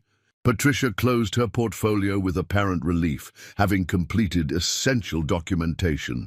"That sounds wonderful, and it would give me a chance to see your current living arrangements, Harold." A shadow crossed Miller's face. "Still maintaining my camp in the woods. For now." Patricia's expression revealed professional concern. "The tent? Even with access to this workshop?" "Privacy remains important," Miller stated simply. "Transition processes require appropriate pacing." The case manager nodded, though her furrowed brow suggested continued reservation about his living situation. As they prepared to walk toward the farmhouse, Scout, the determined grey puppy, broke away from her siblings and scampered directly to Miller, paws scratching insistently at his boot. Almost unconsciously, Miller bent to lift the tiny creature, cradling her against his chest. With practiced ease, the puppy immediately settled, pressing her small body into his palm with complete trust. The contrast between Miller's formal, professional demeanor and this instinctive, gentle response to the puppy's needs created a revealing portrait of his ongoing integration, the combat medic and the compassionate caregiver coexisting within the same individual. Patricia observed this interaction with evident interest. "You've bonded with that one specifically." For the first time during their meeting, Miller's expression softened into something resembling a smile. "Scout, smallest but most determined, reminds me of a medic I served with, 5 foot nothing but fearless under fire." This voluntary offering of memory, connected to positive association rather than trauma, represented significant deviation from Miller's typical pattern during official assessments. Sophie had learned from previous conversations with her grandfather that Miller usually maintained rigid compartmentalization during VA interactions, providing required information while keeping personal perspective carefully guarded. As they walked toward the farmhouse, Sophie fell into step beside Thomas, who had remained thoughtfully quiet during much of the exchange. "Is Miller okay?" she whispered. "He seems different with her." "Professional vulnerability," Thomas replied, softly. "Patricia represents systems that have sometimes helped, sometimes failed him. Maintaining boundaries is self-protection." At the farmhouse, Barbara had prepared the dining table with refreshments. Patricia accepted a cinnamon roll with appreciation, her professional demeanor relaxing somewhat in the domestic setting. The conversation shifted to more general topics: the summer weather, local farmers' market offerings, the progress of Barbara's garden. Throughout this exchange, Miller remained vigilant yet engaged, still holding Scout, who had fallen asleep in his palm. The puppy's complete trust contrasted with Miller's measured interactions, yet Sophie noticed how her presence seemed to provide anchor point, something concrete to focus on amid the social complexities of the situation. "I've been reviewing your case file in preparation for our scheduled meeting," Patricia mentioned, returning to professional matters. "There's a new adaptive housing program you might qualify for, designed specifically for veterans who prefer non-urban settings but need stable shelter." Miller's attention sharpened. "What kind of housing?" "Small, single-occupancy cabins on rural properties. Minimal maintenance requirements. Support services available but not intrusive." Patricia extracted a brochure from her portfolio. "The nearest development is about 20 miles from here, at the edge of the national forest. They're accepting applications for the fall completion phase." The offer hung in the air, its significance apparent to everyone present. This wasn't merely information about potential housing, but acknowledgement of Miller's progress, recognition that he might be ready for transition beyond tent living without forcing reintegration into conventional community settings that overwhelmed his capacity for sensory processing. Miller accepted the brochure with his free hand, the sleeping puppy still cradled against his chest. "We'll review the requirements." "I think you'd find it suitable," Patricia continued, seeming genuinely invested in this possibility. "The cabins are well designed, efficient but not confining. Each has workshop space for projects or activities, and they allow pets." At this last detail, Miller's gaze shifted briefly to Scout, then to Sergeant, watching attentively from nearby. The implication was clear. This housing option could accommodate his growing attachment to the dogs, providing appropriate space for their needs alongside his own. "Something to consider," he acknowledged, tucking the brochure into his shirt pocket. As Patricia prepared to leave an hour later, having completed her assessment and enjoyed the Chen family's hospitality, she paused beside Miller on the porch. "You seem different, Harold. More present." Miller nodded once, accepting the observation without elaboration. "The woodworking, the dogs, this family—" Patricia gestured toward the Chens. "They're good for you. I hope you recognize that." "I do," Miller replied simply.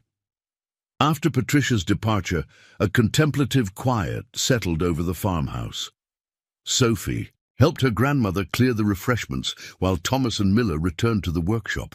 Scout, once again, trailing determinedly after them, despite her small size. "Will Miller apply for that housing program?" Sophie asked, carefully wrapping leftover cinnamon rolls. Barbara considered the question thoughtfully. "Perhaps. What matters isn't whether he accepts that specific opportunity, but that he's beginning to envision a future beyond mere survival. A month ago, he couldn't have considered any change to his circumstances without overwhelming anxiety. Now he's at least willing to review the possibility. Because of the puppies?" "Partly," Barbara acknowledged. "They've given him purpose, responsibility for something vulnerable yet resilient.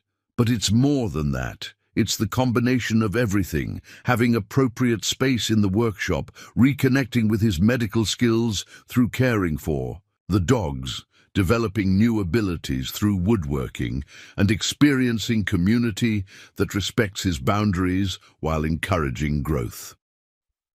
Sophie considered her grandmother's assessment while wiping down the table. "So it's not about fixing him or making him normal again?" "Exactly," Barbara confirmed, with evident approval of Sophie's insight. "It's about creating conditions where healing becomes possible on his terms, at his pace. True recovery isn't returning to some previous state. It's integration of experience into a new way of being that honors both what was lost and what remains possible." Through the window, Sophie could see Miller and her grandfather returning to work on the memorial case, the afternoon sun illuminating their focused collaboration. Scout had reclaimed her position on a folded blanket near the workbench, tiny body curled protectively around the prosthetic hand that now served as her peculiar chosen toy, a connection between past and present that somehow seemed fitting rather than macabre. In that tableau, Sophie recognized what Patricia Reynolds had observed. Miller was indeed more present, more engaged with the immediate reality of his life, rather than predominantly occupied with managing traumatic memory. The change wasn't dramatic transformation, but subtle integration, the gradual expansion of capacity for connection beyond the confines of survival-focused existence. Whether he ultimately applied for the adaptive housing program or found another path forward remained unknown. What mattered was the evidence before her eyes. A man who had isolated himself in profound pain, now actively participating in meaningful work, accepting appropriate connection, and considering possibilities beyond his current circumstances. Sometimes, Sophie realized, the most significant healing occurred not through dramatic interventions, but through patient presence, practical purpose, and the quiet courage to attempt one small step beyond established limitations. In witnessing Miller's journey, she was learning lessons about resilience and recovery that transcended her 12 years and provided foundation for navigating whatever challenges her own future might hold. Mid-August brought a heat wave that settled over Virginia like a heavy blanket, transforming the countryside into a shimmering landscape of sun-baked fields and torpid afternoons. Despite the oppressive temperatures, life at the farm maintained its established rhythms: early morning garden work before the worst heat, workshop sessions with strategically positioned fans, and evenings spent on the wraparound porch where occasional breezes provided modest relief. The puppies, now 5 weeks old, had begun the weaning process, transitioning from sergeant's milk to softened puppy food under Miller's careful supervision. Their personalities had solidified into distinct patterns. Bruno, the largest male, displayed natural protective instincts. The black female, whom Sophie had named Shadow, revealed unexpected intelligence in problem-solving tasks. The tan male, with white markings, called Ranger by Thomas, showed remarkable agility, and Scout, the grey runt, continued to compensate. For her size, with determination and tactical thinking that consistently impressed Miller. On this particular morning, Sophie sat at the kitchen table, helping her grandmother prepare fresh peaches for canning. The repetitive task of peeling, pitting, and slicing had become almost meditative, allowing conversation to flow naturally between them. "Have you thought about which puppy you might want to take home with you?" Barbara asked, adjusting the temperature on the large canning pot. "Your parents' latest email seemed open to the possibility." Sophie's hands paused mid-slice. "I don't know. I love all of them." This was true, but incomplete. She had deliberately avoided forming a special attachment to any single puppy, sensing that Miller might need them, particularly Scout, more than she did. Barbara nodded, understanding. "No rush to decide. They won't be ready for separation for several more weeks." The reminder of timing created a pang of awareness in Sophie's chest. Her summer exile, once dreaded, now felt alarmingly brief. Only 3 weeks remained before she would return to Maryland for the start of school. The realization prompted reflection on how dramatically her perspective had shifted since those first reluctant days at the farm. Before she could articulate these thoughts, the sound of Thomas's truck returning from town interrupted their conversation. He had departed early that morning to purchase specialized wood finish for the memorial case, which was nearing completion. The slam of the truck door was followed by unusually hurried footsteps on the porch. Thomas appeared in the kitchen doorway, his expression serious. "Miller needs to see this," he said, holding up the local newspaper. "Where is he?" "Workshop, with the puppies," Sophie replied, immediately concerned by her grandfather's demeanor. "What's happened?" Thomas hesitated, clearly weighing how much to share. "There's an article about a military memorial dedication happening tomorrow in Clarion. For a local soldier killed in Afghanistan." Barbara wiped her hands on her apron. "And this concerns Harold specifically." "The soldier was James Reeves," Thomas said quietly. Miller's commanding officer. His family moved to Clarion after his death. The memorial is being dedicated on what would have been his 40th birthday. The significance of this information settled over the kitchen. For weeks, Miller had been crafting a memorial case to honor Captain Reeves, transforming personal grief into physical tribute through the careful application of newly acquired skills. Now, by coincidence or fate, an official public memorial was being dedicated mere days before Miller's private project would be completed. "Should I get him?" Sophie offered, already rising from her chair. Thomas nodded, handling her the folded newspaper. "Gently, Sophie. This might trigger difficult memories." The walk to the workshop gave Sophie time to organize her thoughts. Miller had shared more about Captain Reeves in recent weeks. Stories that emerged naturally during woodworking sessions, fragments of memory attached to specific objects being placed in the memorial case. Sophie had learned that James Reeves had been not just Miller's commanding officer, but his friend, a relationship that transcended military hierarchy through shared experiences and mutual respect.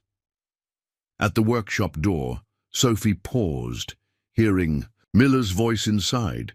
He appeared to be talking to Scout, who had developed a habit of sitting attentively on the workbench while he applied finish to the cherry wood panels.